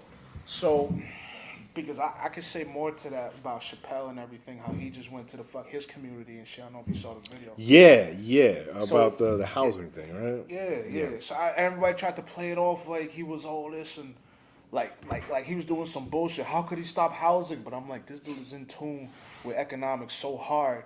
Like, you can't just sit here and tell me that, oh, he's a bad guy for that. No, he had a reason to step up like that. So get the fuck out of here. What is it? Let's get into, you're a Democrat, right? Yeah. Okay. So we was talking before this, you was talking about how you don't agree with the movement of a lot of Democrats. And you ain't Yeah. gotta list no names. Yeah. But yeah. you just don't fuck with how your own people. Now, I was Democrat. Because Okay. I was brought up to believe in that shit. Okay. But then I didn't like how we was moving, so I switched to Green Party. Uh-huh. I don't even know if I don't even know if I'm really like with like a political. I don't think I have a political standing Sure. in a way. You know what I'm saying? Because like any party is going for your pockets. That's Right. how I look at it. Damn near. But I want it to be more for the people. Sure. You feel me? I like think, you can say that's Democrat, but like I mean, yes, I'm very much a Democrat, but there are some things that I'm not a blind Democrat. Like, I just don't follow things blindly, right? I'm first and foremost Afro-Latino, so I am a person of color in Turtle Island, as we call the See, they just work for the U.S. And so that's number one for me. Never heard that before. Yeah, that's number one for me. And so I have to recognize throughout political history that Democrats and Republicans have done atrocities to black and brown people. They've done it, and there's no denying that. no way. You know what I'm saying? We got A lot of that came from the 90s, right? The Clinton administration with the 3-strike law. You know what I'm saying? That incarcerated a lot of black and brown people. And that came from who? Democrats. Right? Let's keep it a buck. Democrats have done atrocities to black and brown people. Strike law was more than 98. I was born in 91. so the 3-strike law is that if you get arrested 3 times, I think it's, and if all 3 of them are like felony charges, the 3rd time you get locked away for life. Now let me say, you get that 3rd strike. What the fuck? You didn't learn the first 2 times? Well, you would hope. I mean, but I think you could learn the first 2 times, right? Right. But honestly, I take the side of compassion, where is that I got locked up the first time. I had to do the same shit I did the first time to feed myself, do what I had to do, get locked up the second time. I'm saying a 3rd time, you know what I'm saying? I know a lot of cats that who had 2 strikes and have really been trying to do legit shit. But when they do legit shit, they find themselves in a worse place than they were when they were doing bad shit. So what do? They're like, you know what? I gotta come back, and I'm gonna do this one last time. And it's usually that last time that gets them, and they're done.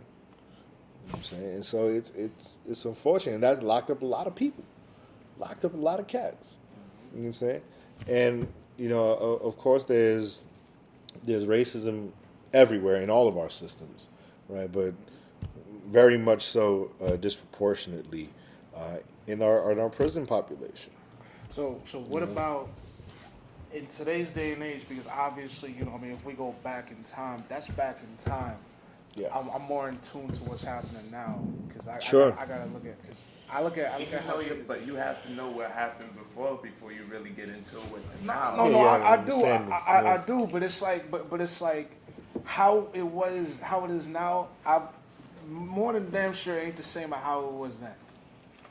Like Some things have in changed. regards to the Democrats. I don't know. in Them regards to how white they folk. move. Them Well, white folk is fucking. I could say White that House and shit. with the Democratic Party, there have been some good things that have happened in terms of recognition of the atrocities that Democrats have done. Right.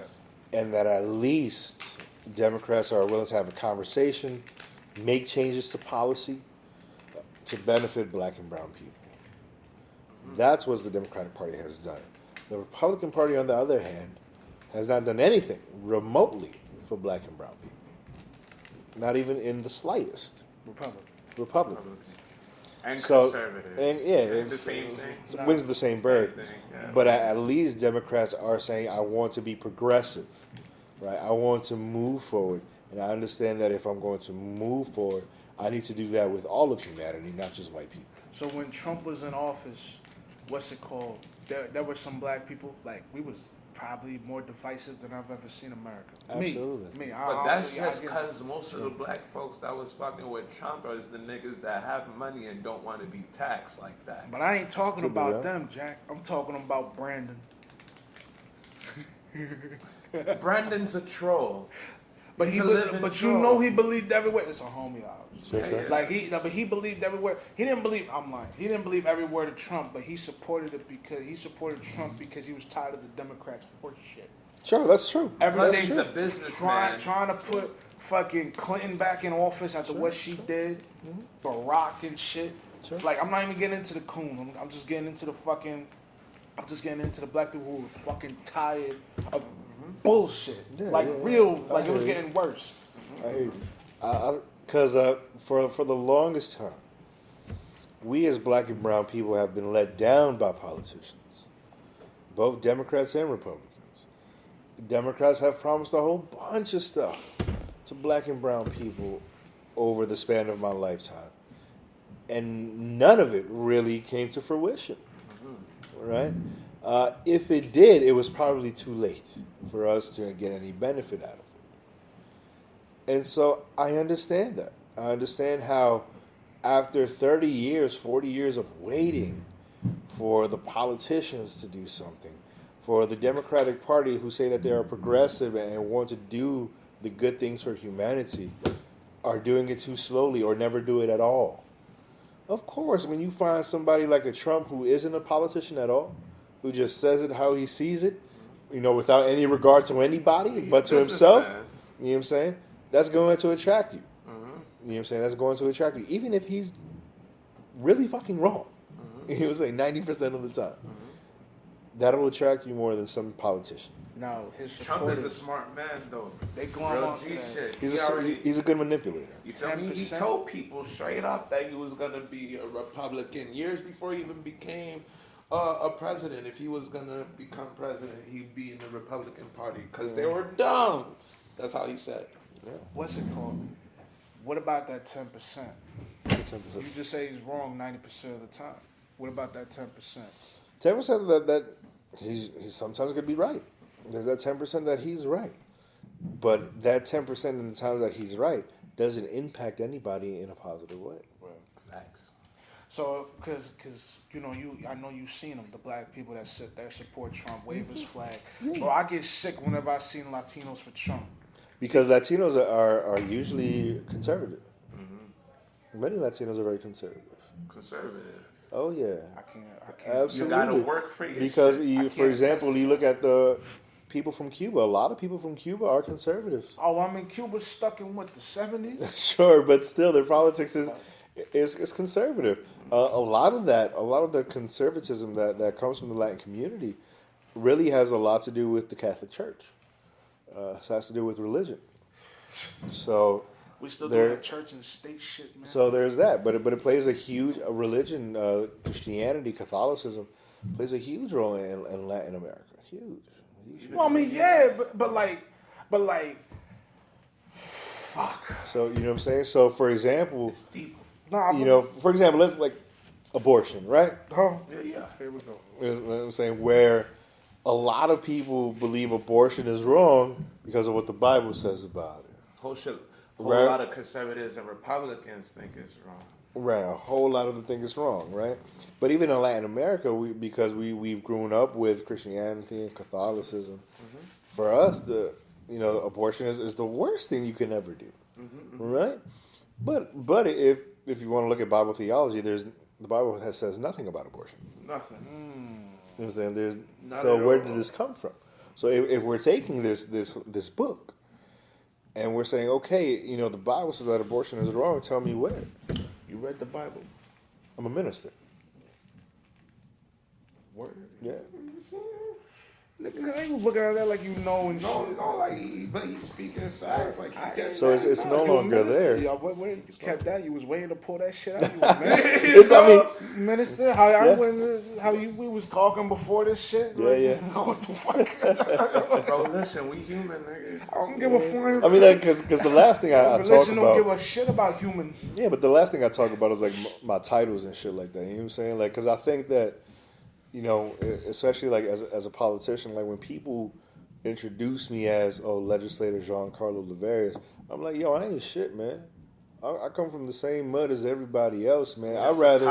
It's just a title for me. You know what I'm saying? I'd rather you call me by my name than you call me by my title. Right. Because if you called me by my name, which for a lot of people is a difficult name to pronounce, that means you took the time to actually respect me. Mm-hmm. You know what I'm saying? Right, but I mean, if you wear that, you know, you would say you're a minister, so now you're wearing that collar and shit. I never wear the collar. You never wear the collar. You know? Why? Because again, it's one of those things that What kind of collar? like the white collar that usually ministers wear. Catholic? Well, all people wear the collar. All clergy people wear a collar. Not the churches I've been, man. But I don't, because it doesn't. That shouldn't matter. You know what I'm saying? In my mind, I think even though I went through a different track in ministry, like studying it and stuff of that nature, but I think that everybody can minister. Everybody can do that shit, bro. I mean, once you do the research and you really got your faith in that, yeah, definitely. You know what I mean?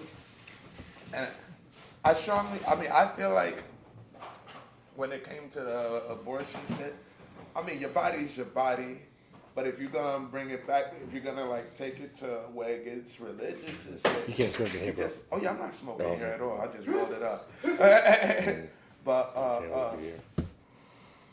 But basically, freaking, it's the thou shall not kill, and it's the killing of a child. Well, not even a child. It's not even born yet. Right. You know what I'm saying? But I don't know. People are weird. Listen, where I'm going with this, why I bought a Democrat and everything, it's not really to get into religion. That's a whole nother conversation that I'm not here for. Sure. Like, I gotta prep myself because that's. I learned to respect Christianity. All right. I don't respect the people. I respect the lessons it teaches. Right. You know what I'm saying? Right. I'm with you. But anyway, what I'm saying is because I don't, as you as a Democrat, and apparently, you know, when I was talking to you, you said you don't give a shit. You don't give a fuck.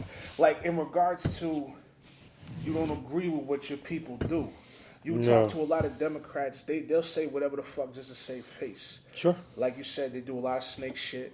Sure. They'll do a lot of shit they don't mean. And I see that that's not just the Democrats, like not just the people in power. My fault, I'm spinning. What you good, bro? What is it? That's not just the people in power. That's everybody else too, boss. Sure. Like that's the fucking underlings, and I hate that shit because in today's culture, you gotta be a progressive Democrat or fuck you, and we can't disagree. We can't do nothing. Like we gotta have the same policies. I'm not like I want to be a conservative, right? Sure. But I don't agree with what the conservatives do. Right. I don't agree with what the Democrats do. Right. So where does that leave me? And I'm not trying to be a part of a gang. I'm just looking at Sure, where do my values lie. I am more traditional. Sure. But I also do a lot. I also believe in, abortion. I get it, rape babies and this and that. It's a lot more technical than that. But I understand. Yeah, it gets deep, right? So it's like it gets deep. But it's like, why the fuck? I don't fuck with the fact that we can't agree or disagree on shit. Now you look at me like I'm some kind of vile. I'm Hitler. Right. When you're Hitler because I can't talk to you about anything. But that's when you just don't give a fuck. At this point, you continue to live how you live. I think for me is that I'm one of those people that, and I speak to a lot of Democrats. I speak to a lot of Republicans. You know what I'm saying? And the thing that in my experience with the Democratic Party, is that the good thing about the Democratic Party is that not everybody falls in line. You know what I'm saying? I'm one of those people. I don't fall in line with everything that my party does. But at least my party accepts that. right? They don't say, "Oh, you're not a Democrat because you don't accept what we're doing." No, no, no. If anything, they've welcomed the conversation that I want to have. They welcome the challenges that I pose. I think that some of them don't necessarily expect it, right? Because if we're Democrats and, let's say you're a person running for office and you think I'm just going to simply vote for you because you're a part of my party, it's not going to work that way. I have questions, right? So that is where sometimes I just don't agree with certain things. Where like I don't agree with just blindly following anybody and everybody because they're a part of the party. I think it's important to really ask the deeper questions on what are you doing for black and brown people. Like I said, first and foremost, I'm a black, brown person. That's what I care about. Right? My son is going to be a young black person in this world. Right? My wife is a black woman in this world. And so my mother is a Afro black woman in this world. And so I care about that first. That comes before my orientation. That comes before my political affiliation. That comes before my titles. That comes before anything about me. But when you putting that at the front, kind of sway you in regards to where you go in your politics. So now you say you're black and Afro Latino. Yeah. First and foremost. Right. So right there, a lot of the shit that you do would try to benefit your people, which would put you in the box of, I guess, Democrat. Sure.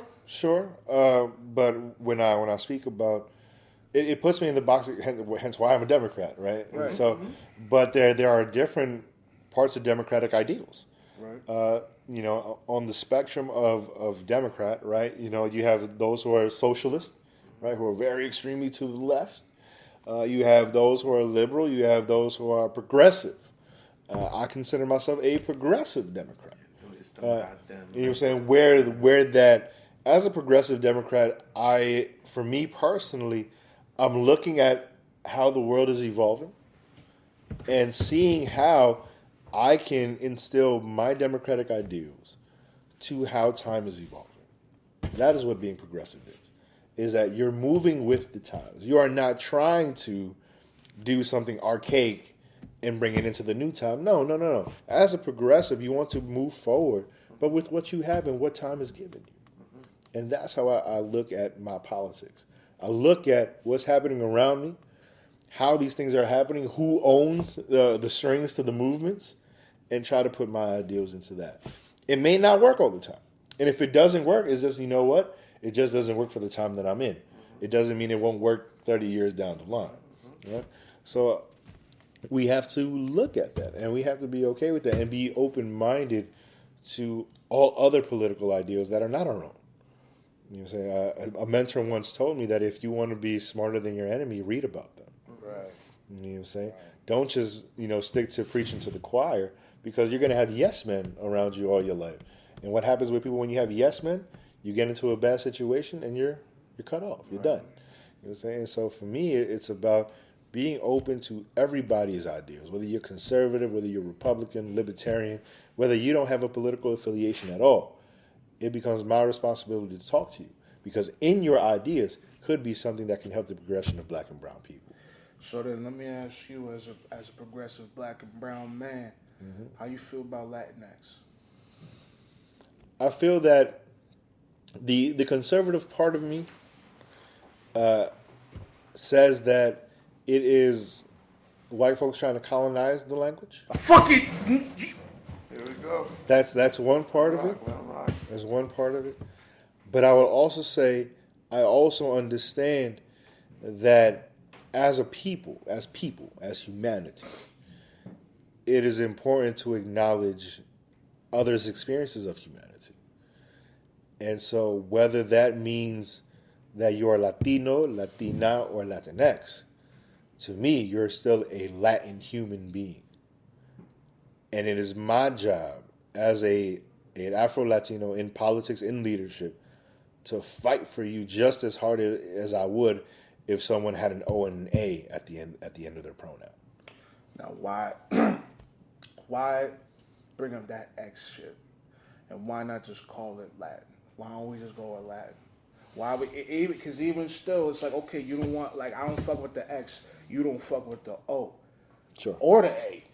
whatever your fucking reason is. Why not just take both away? We just go with Latin.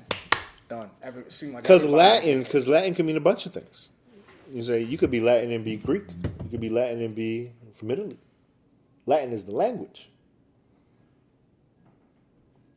All right. That means you can be anything. So it's like then. So if I am Latino or Latina, right? We understand that the term Latino, right?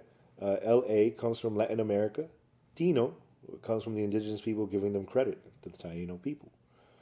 So if I am Latin American Taino, that means I am from Spanish America. So then what about Tina? You're a woman.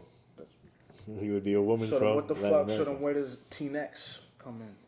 T-Nex comes from those people who don't consider themselves either male or female. They consider themselves non-binary. But the females are the ones pushing that forward. Sure. There's some males that push it forward as well. Sure. Right. We just may not see them, but they're there too. I mostly see it in the females. Though. Sure. So, because what you just told me, now it sounds like you're trying to disconnect yourself from the respect that the Latino puts on the Taino heritage. No, because you're doing Latinx. You know. Right. You know what I'm saying? But The word is still there. The prefix is still there. I mean, the preface could be there, but So- the root is now being taken apart. Sure, some people could look at that. Sure, I see it, and I respect it, and I can see that.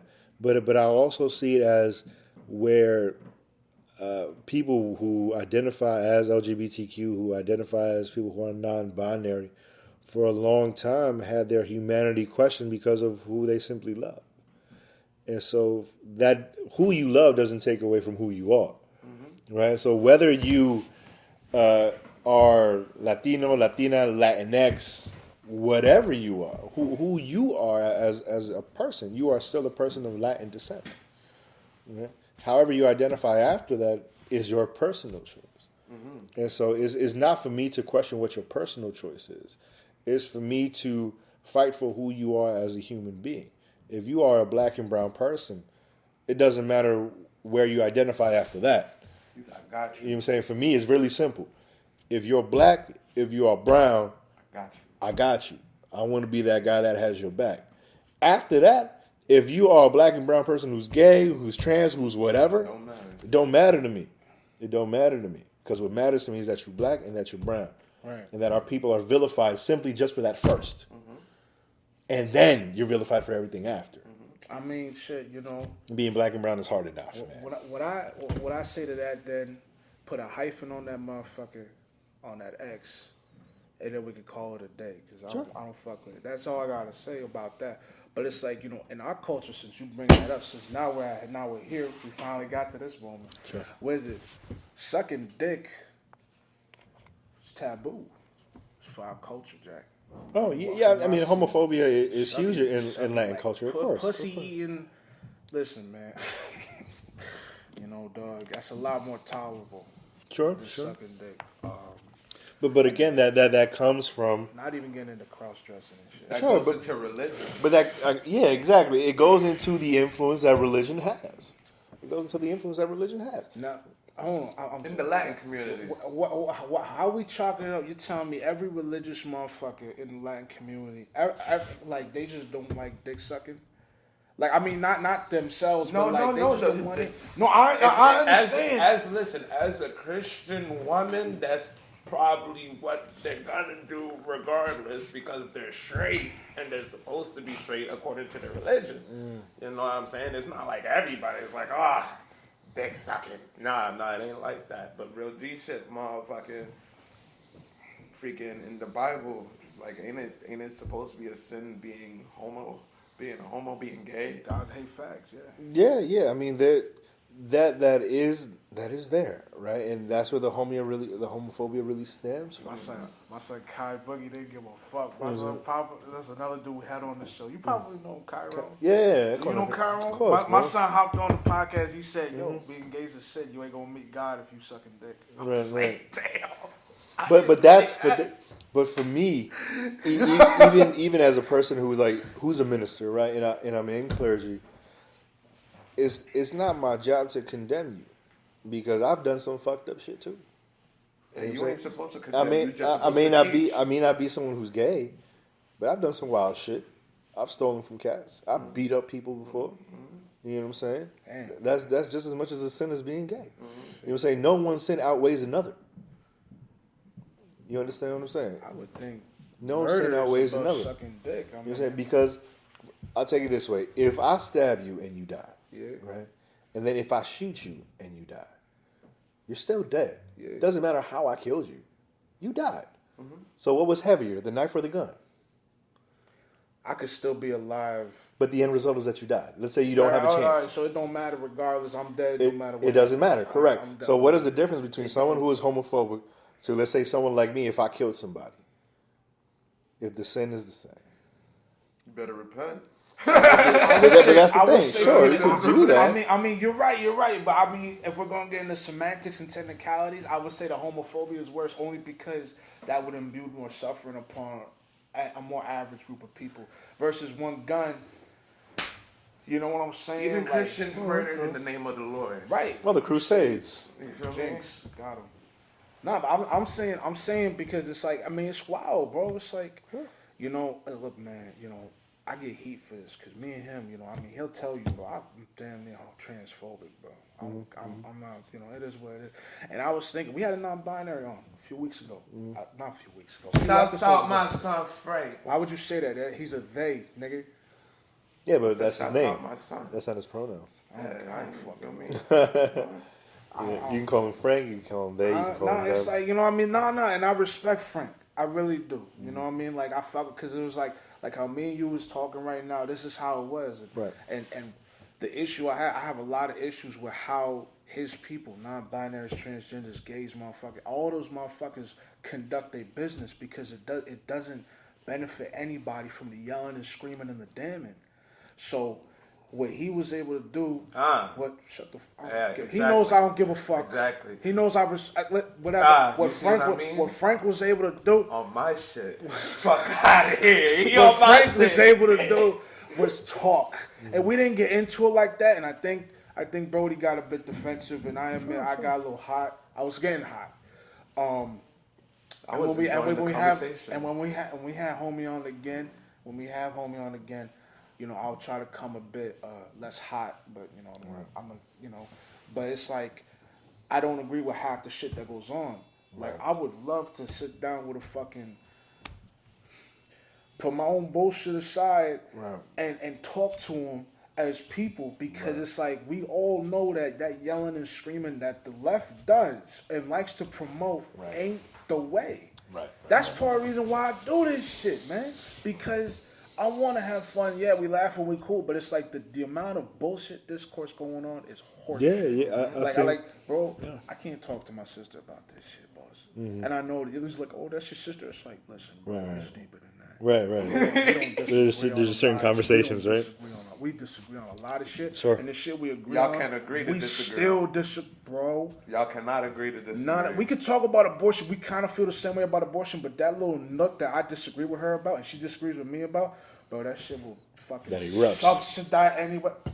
It erupts. You know what I'm saying, I hear bro? it. And I kind of want her to see this shit just to be like, I just like, cause she's like, Don't do it. You already going. She already going. I don't give a fuck. Fuck it. You're already She here. lives with me. I don't give a fuck. You're already here. Cause she don't want me to talk to you, motherfuckers, politicians, ministers. She thinks the way I talk is fucked up. I don't give a fuck. I do, but it's like, damn. No, but I think, like I mentioned, like when we were talking off camera, that I think it's important to have the conversations for the people that you don't agree with. Yeah. You know what I'm saying? And you know what I'm saying? Like, I'm not going to be the type of dude that when I have those conversations with people to limit you to what you're trying to say, because I do believe in the freedom of expression. And just because how you express I don't like doesn't give me any more of a right to diminish your expression. And so for me, express it, your views, how you want to express it. As long as you're able to listen and understand my expression and where I come from. And so if we're able to agree to disagree, cool, that's fine. That's fine. That's perfectly fine with me. At least we had the discussion. But if you are trying to say that you're right, that your way is the only right way, and that infringes on what I'm trying to do, if your work is based on fuck what you say, I'm going to oppress you anyway, now I got a problem with you. The issue though is the differentiation between oppress and just having a difference of opinion, and we have to go our own separate ways because if they treat it more like oppression versus we're at a crossroads. We can't meet a way we're all happy, so we can't just do our own shit. Right. Like, bro, unpopular opinion, bro. Remember all that bullshit when, what was it, the gay couple went to that Christian house to get a cake done, that Christian bakery? Remember hearing about that shit? Yeah. I think so. I think It was a little because, bit ago. Right. I think, bro, he's got the right not to make a cake for some gay people. I'm there front with you. That's his right as an American. If we gonna uphold the beliefs of that shit, I'm gonna say this, boss. You go find some people who gonna make you that cake. That's how I see it. Right. I understand. I believe. Trust me. I believe it. But it's like, yo, he's got that right. Yeah, to feel the way he feels. I can agree with that. Everyone has a right. Everybody has a right. Everybody has a right to feel the way they feel. Everybody has a right to, refuse service if they want to. It's their business, right? So I get that. But there is a. But it is messed up. It is messed up because for me, if I was the baker, I would be like, yo, I run a service, I run a business. All money is good money, no matter who it comes from. Right. And that baker wasn't about it. But he wasn't about the service. He was about his opinion. Right. He let the personal affect the professional. Business wasn't business when they came. Exactly. Right. If business was just regular business, he would have been fine making the cake, whatever you want, pay me, and no problem. Exactly. I would keep my mouth shut. We keep it professional. Exactly. And if anything, So how that was would he help your right? business. I didn't say it was right. You know what I'm saying? If anything, that would help your I business. didn't say it was right. On So- camera, I you didn't say it definitely was just right. said he was right to do it. I didn't say No, it was no, right. wait. I said that that's his business. I didn't say it was right to do Yeah, it. he said it's his I business. said that. He I has- said that in if we're gonna keep the American principle up, He has a right. He's got that right to do it. I didn't say Sure, it was okay, right. okay, He's got okay, the gotcha, right gotcha, to do gotcha. it. All right. Yeah, he has. Now also Anybody at has the a right to same refuse time- service, but I think if you're going to refuse service to anybody, it's because the service is going to be detrimental to the business. Right. You know what Right. I mean? The service that person, that baker, would have provided to that couple would have been better for his service. Facts. You understand what I'm saying? Brought more money would have More money would have came in because if you would have done a cake for that couple, then that would be the assumption that, you know what, this is a safe space for other gay couples to come in and get their Even cake if done. it's the illusion. You know what I'm saying? Even if it's the illusion, right? Even that- It's a safe space for me to get it done. Man. That was a dumb It business. was foolish. movie, It was very foolish Real from a dumb. business side. feel me? Is that because then if, let's say there's 5 bake shops on the block and 4 of them refuse service and you're the only one that would do the cake for them, imagine all the money that you're pulling in. That's why. Definitely gonna make mad money. Yeah, make pay. You know what I'm saying? So sometimes we got to take the personal out of business because we lose. We lose that way. So then let me say this, and I guess we can start wrapping it up in a bit. Joe Rogan. Mm-hmm. How you feel about that Planet of the Apes? Did you see the videos? I didn't. I didn't see Okay, any so of he the called. videos. Damn, I wish you did. I would have thought you would have. What's it Nah. called? So he called. He went to Africa. No, he didn't go African, nigga. He went. He was gonna go see him. He was gonna see Planet of the Apes with a couple of his friends. Yep. And when he got to the movie, when they landed, it was all black people, and he said we were in the Planet of the Apes, bro. The shit was crazy. We were in Africa, bro. Shit was crazy. But the fact that he said Planet of the Apes drove mad people buck wild. Yeah. And then hold on, and then what is it? There was mad videos of him.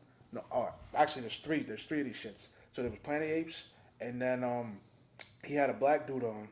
He said that he's got a black father, white mother, and then he said, "Oh, you got the body of a black man, but the brain of a white man." It's totally different. Like, that's a great combination. You know, he said that not to say that the white brain is better, but he said but what a white brain is different from a black brain, and people got livid about The that. white brain is inferior to the black brain. Hold on, Jack. What you talking about, Rogan? Hold on. And then the third one was he got caught saying nigger, like mad different times. Oh, hold up. But the context was talking in a social environment. Like, they were talking about how he was recounting stories about when he heard the word, and he was talking about the use of the word. So he wasn't just calling black people nigger. No, he was like, there was context to when he was saying it. So I want to know how you feel about all them situations. Context is always important. Context is number one. If that's true, what you said about Joe Rogan, that he was saying the word in context to something, then I think we're dragging it. Right. I think we're dragging it because we have to look at everything around it. We have to look at things around it. I think that the technology era and social media is so quick. You want the water, dog? No, I'm good, baby. Did you call me baby? I did. We're done. He said we're done here. He said we're done here. Nah, I need to use the bathroom. But Downstairs. But I think that the social media age is really quick to cancel somebody, really quick to get a story for likes, really quick to get a story for shares without sharing the whole thing, right? So I'm not sure if it's out yet, but if Joe Rogan were to show the whole clip, right, of the use of it, probably nobody would see it because they already vilified him. You know what I'm saying? They already said, okay, this guy's a racist, this guy's this, that, and the third. Right. Because that's attractive. You know what I'm saying? That kind of punch you in your face type of media is attractive. And then nobody bothers to do any further research, right? And, that's something that's called confirmation bias, where that I have a bias towards someone and I'm going to look at whatever type of, you want to switch the seats? Fuck that nigga, bro. I told him. You messed up now. Yeah. So with the confirmation bias is that, okay, Joe Rogan is a racist, right? He said the N-word. I'm going to look at everything else where he said the N-word, and that'll prove to me that he's a racist. You're not going to look at anything further than that, right? That's the confirmation bias. And that is dangerous. That's very dangerous because you can put somebody at jeopardy for no reason at all, simply because you didn't want to do the research. So with that said, leave Joe Rogan alone. Like, stop trying to make everything into a headline because not everything is a headline. You know what I'm saying? A lot of the people do stuff for the clout, and that's dangerous as well. Like when you're doing things for clout, and that's why it's very important for us as Black and brown people, as human beings in the technology age, to look beyond the internet. And because we have the internet, we have no excuse to not look beyond the headline and say, okay, I'm gonna do a little bit more research on this before I start canceling people, before I start demonizing somebody for what they've said. I'm gonna do the research first. What about the black? What about the black brain? I mean, the white brain and Planet of the Apes.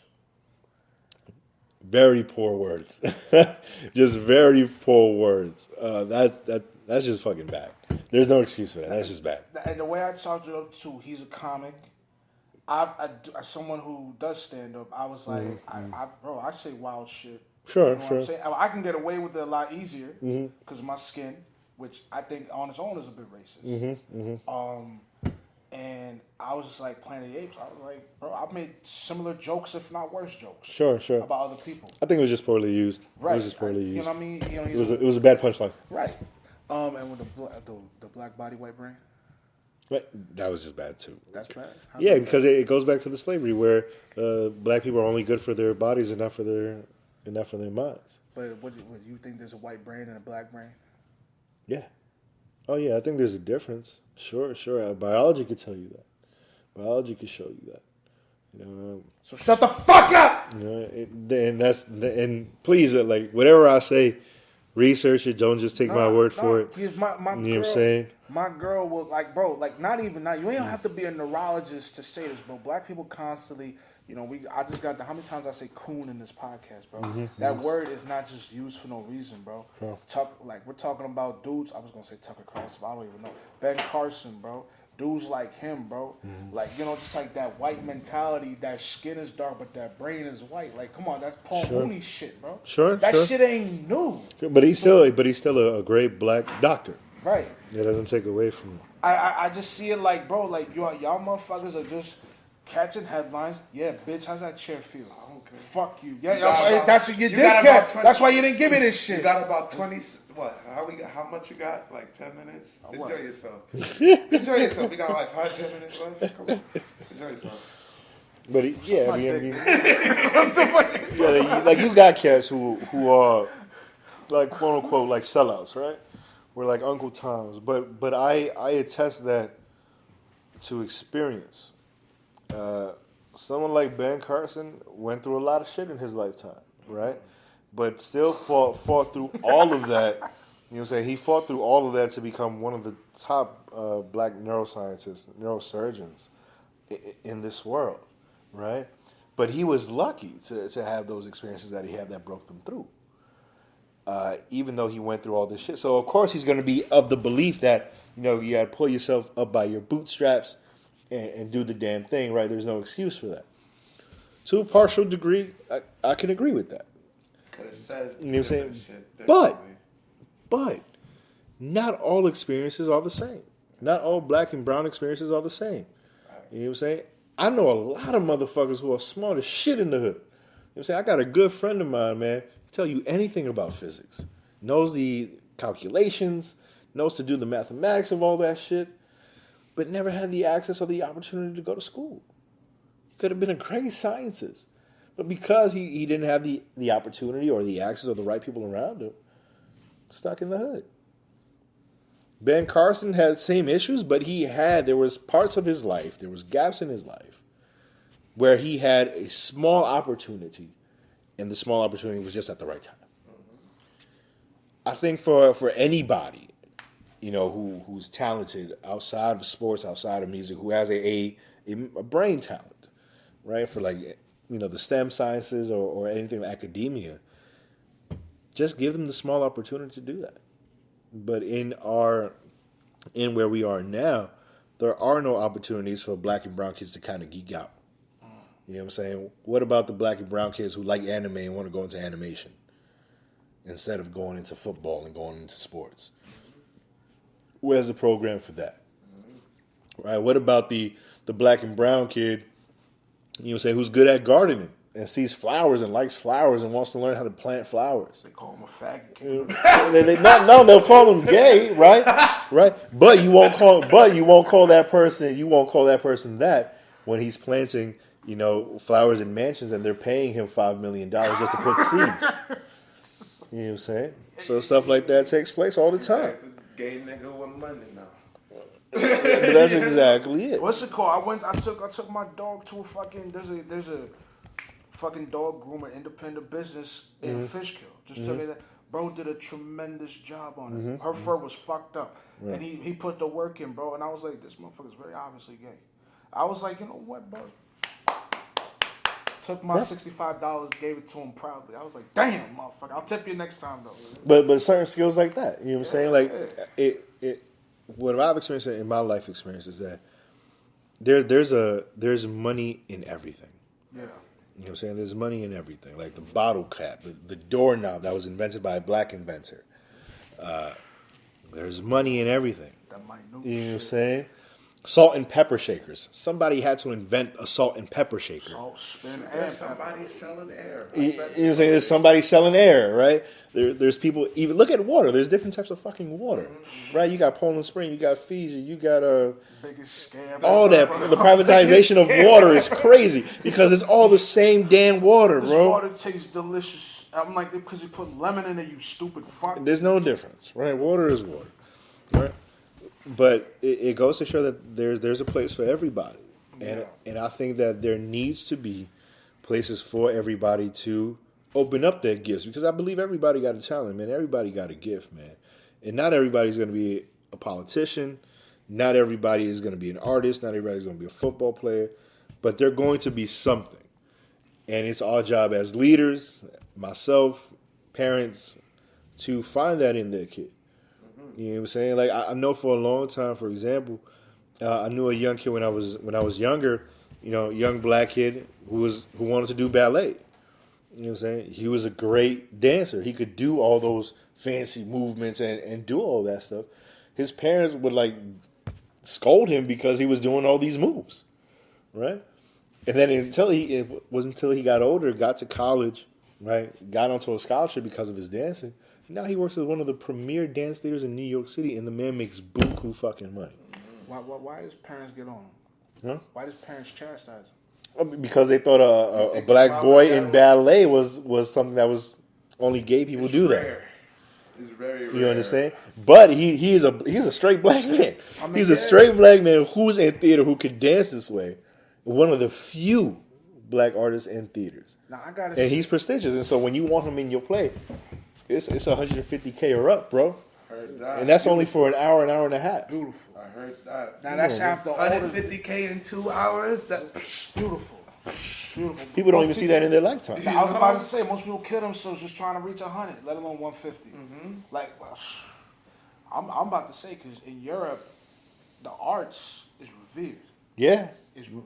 Yeah, like, yeah, the best thing you can be is of the arts. Creative, yeah. Like, so it's like to hear, it's like that's another. Yeah. I mean, I you're a just- suburban dude, so it's probably different on your side. What you mean? I mean, he ain't from the hood, as he What you said. talking about? No, because if we're talking about still with the ballet. No, I know. I know. You know what I'm saying? Yeah, like niggas is gonna look at you like. Bro, I'm suburban. I look at that shit like my first thought was like, okay, is he piping or not? What's up? You know what I'm saying? But, Because it's like, but listen, how you said it, like, it's easy. Like, oh, is he piping? In the hood, yo, get the fuck up out of here. But Like, it's bro, like- like that gets crazy. Yeah, G. yeah. Like, Nah, come on, it you want gets to know wild. how many niggas? It gets wild, bro. You know how many, bro? I remember being down south. I was being down south. I used to live in North Carolina, bro. Right. There was this one white boy. He was gay, but I was the only nigga that was really cool, with him? bro. And everybody was on his, like, I seen him get his ass whooped, all that shit like that, Right, bro. right. Different. It was real different in the hood. But that's the thing, though, and that's kind of bothers me as well. Is like with black and brown people, is that when we find out that somebody from our community is gay, we ostracize them. Right? We say, "Oh, nah, my nigga, you can't rock with us," and so we kick them out.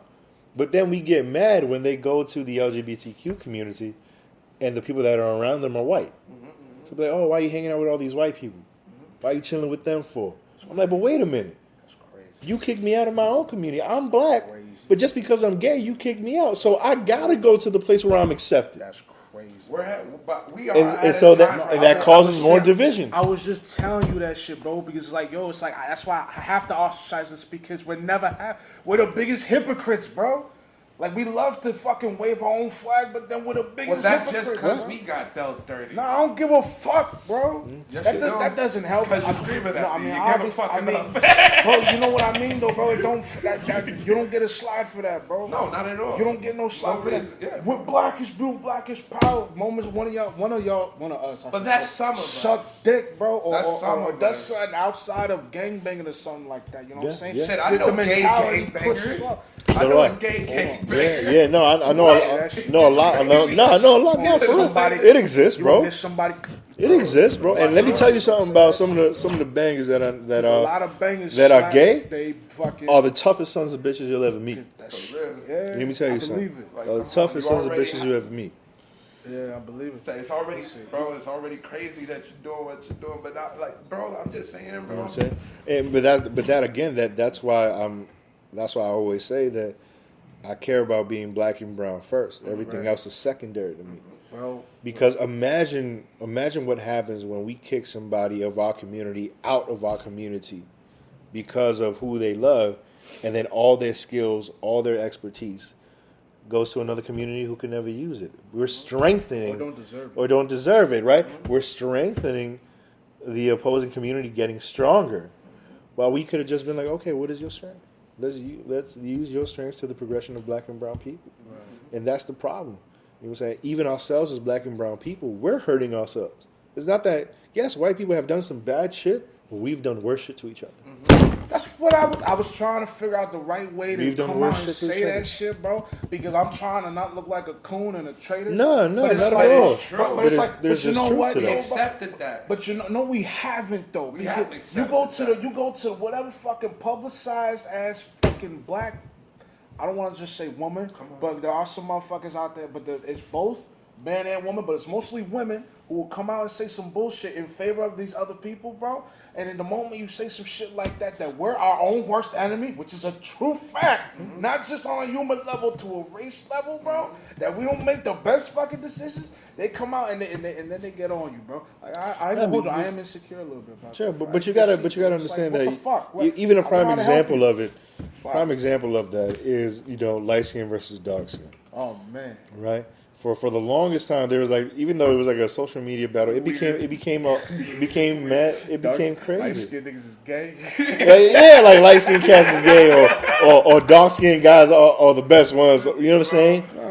And so that we did it to each other. Yeah. And so now when white people start talking about light skin versus dark skin, why are we mad about it that they're talking about it? We did it to ourselves. But you know what though? Did it start off as a joke or was it serious?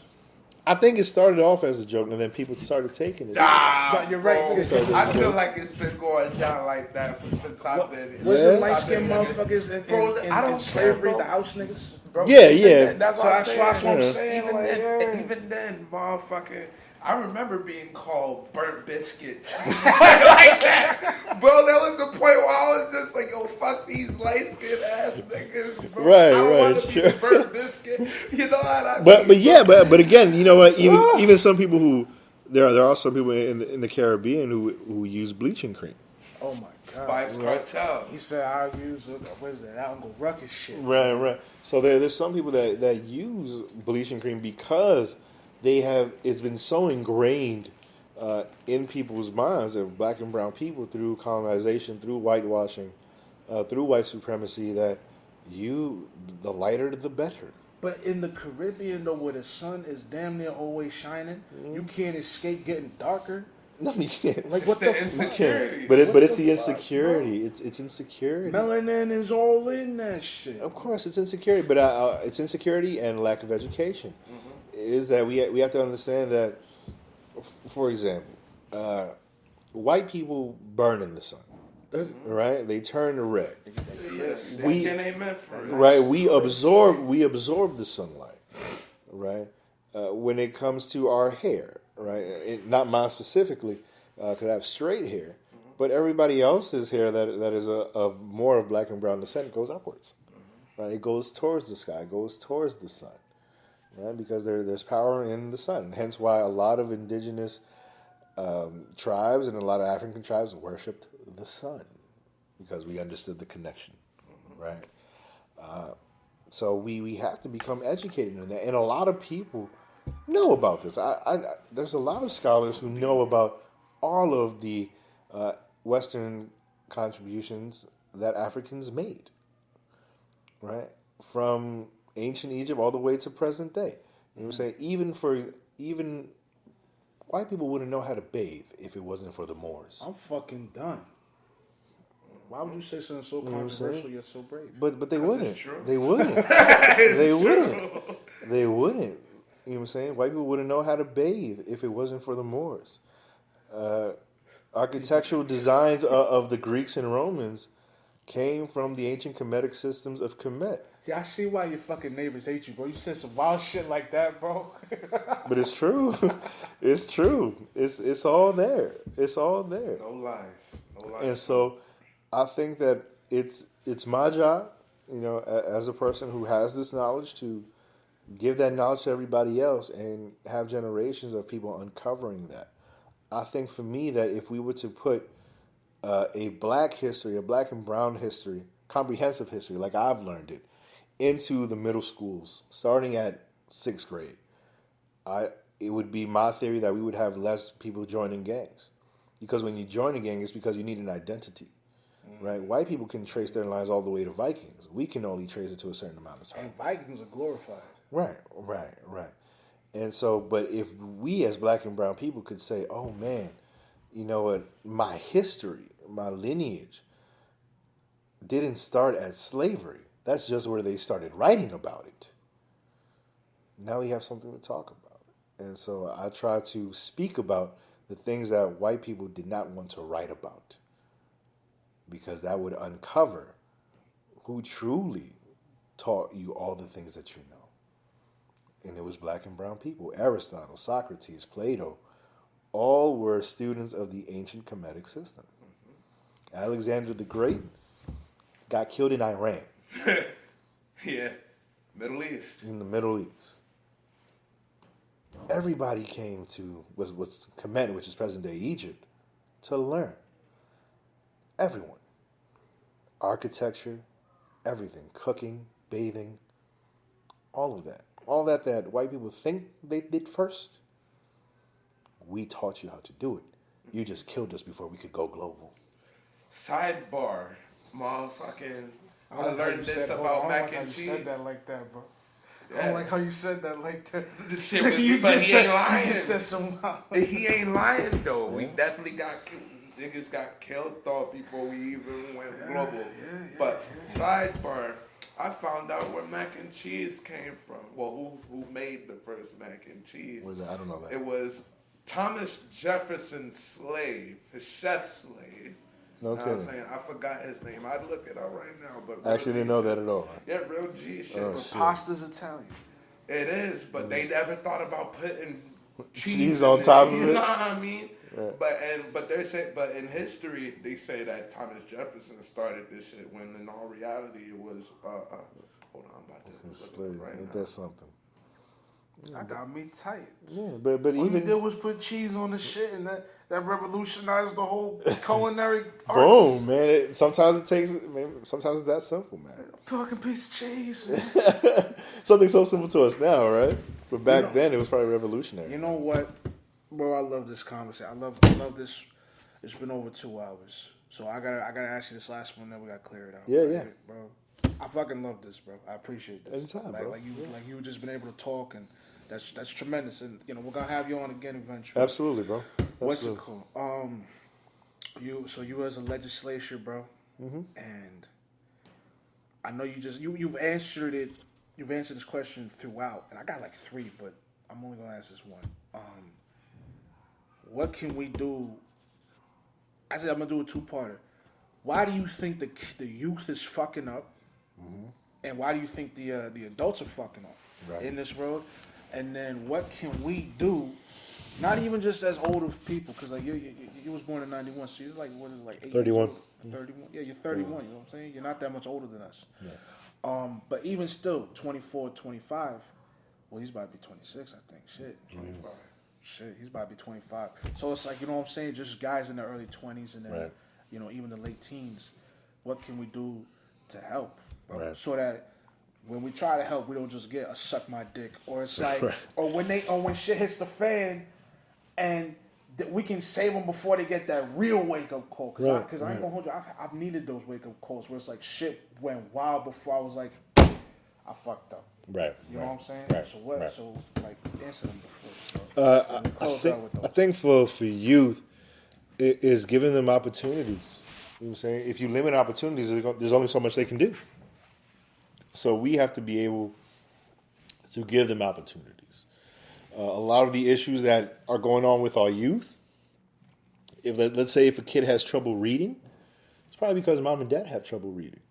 So it's a multi-generational problem that, yes, we can solve it with the youth, but then we got to solve it with mom and dad so that mom and dad can become better parents to the youth. Right? So it's a collaborative effort. So the youth and adults is one and the same. So if we're able to give the youth and the parent the same access to, continuing education, learning new skills, learning new trades, I think that's a start. That is definitely a start. And then from there, they can go on to do what they want to do. I think that's number one. I think that we have to start, instead of everybody trying to go for the glory, you know what I'm saying? Because a lot of people do a lot of the same shit separately. Because they want the glory, they want the highlights, they want all that good shit. If we just did it collaboratively, we would have a bigger impact.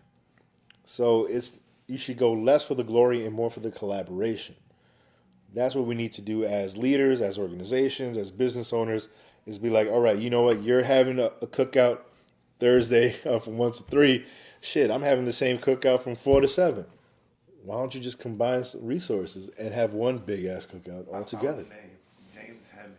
James Hemings. Who made mac and cheese? Mac and cheese. Look at First that. man to make mac and cheese in America. Boom.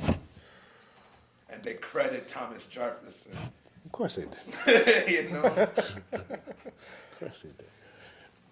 So yeah, it's collaborative. It has to be through collaboration. We have to get the pride out of the way. You know what I'm saying? Because when you collaborate, everybody can eat, bro. Everybody can eat. You know what I'm saying? When we don't collaborate, we're just causing more division. We're causing more division. When things are done properly and done collaboratively, nobody starves, bro. Nobody starves. Because you're going to care about the person next to you. You dig what I'm saying? If you're doing it individually and then somebody comes in and says, hey, you know, I want to collaborate with you, you're going to be worried if he takes your shine. You're not helping the cause. You're not helping the cause. And there's a lot of people like that in our community that are like, you know what? For example, if you're a big time chef, you know what I'm saying, you got your own restaurant and stuff like that, and the kid comes in and, you know, he says, oh man, you know what? I'd really like to learn to cook. Instead of saying, nah, bro, forget about that. Go find your own job. Yo, take that kid in and teach him. You know what I'm saying? Because what happens when you do that, you're creating a line of loyalty.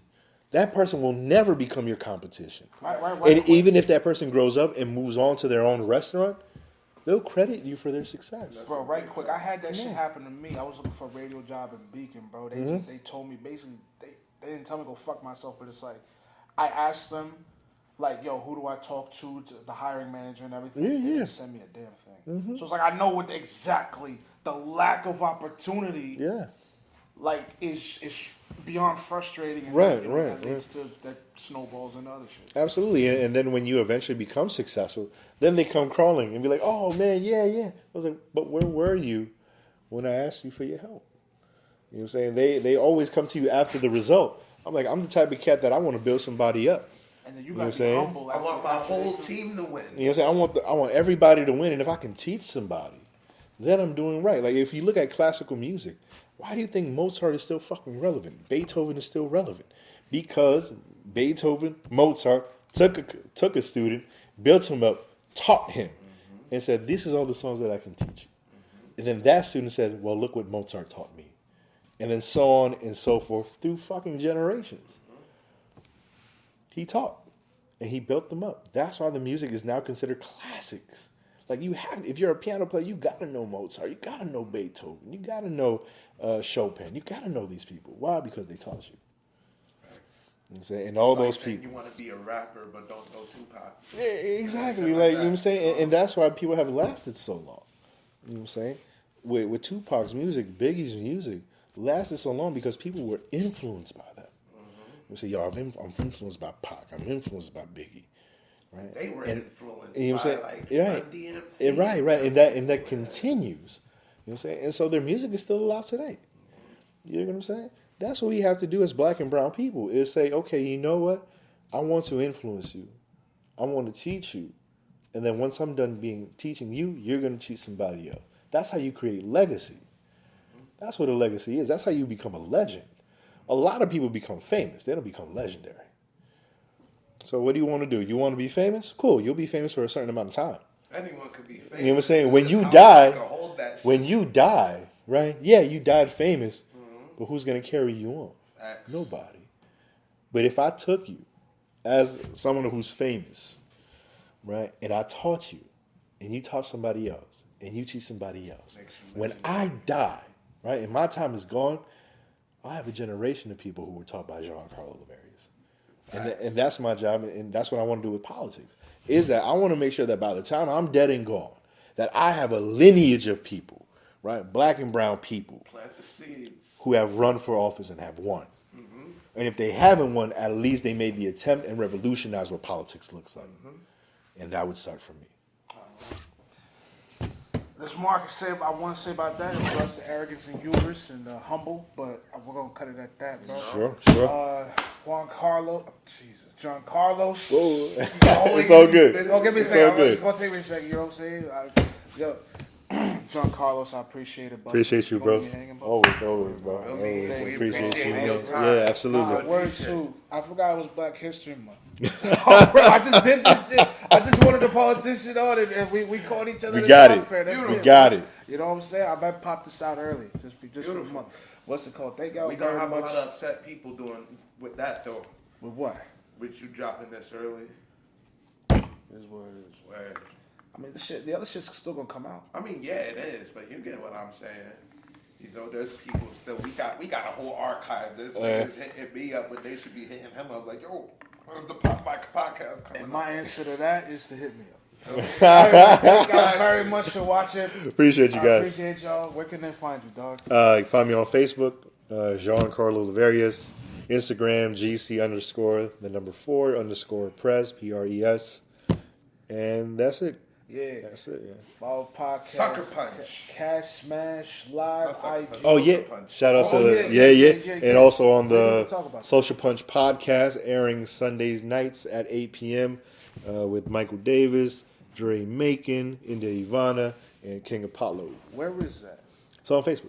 It's only on Facebook? We go to Facebook Live, Spotify, They Apple do a Music. video. There you go. They Yep. They do the video joint. Yeah. I'm like, y'all need to do that. Y'all need to put that shit on YouTube. I don't watch no Facebook. Yeah. We're on YouTube too. We're on YouTube as well. Okay, good. Yeah. You can find us all there. I was peeping some of this I shit ain't 2 years ago. Come on. Yeah. Facts. I'll find it after. Fuck it. Anyway, thank y'all very much. Take Sir. care. We love y'all niggas, man. You what makes this podcast possible. Real G shit. Like, subscribe, share. And please hit that notification bell.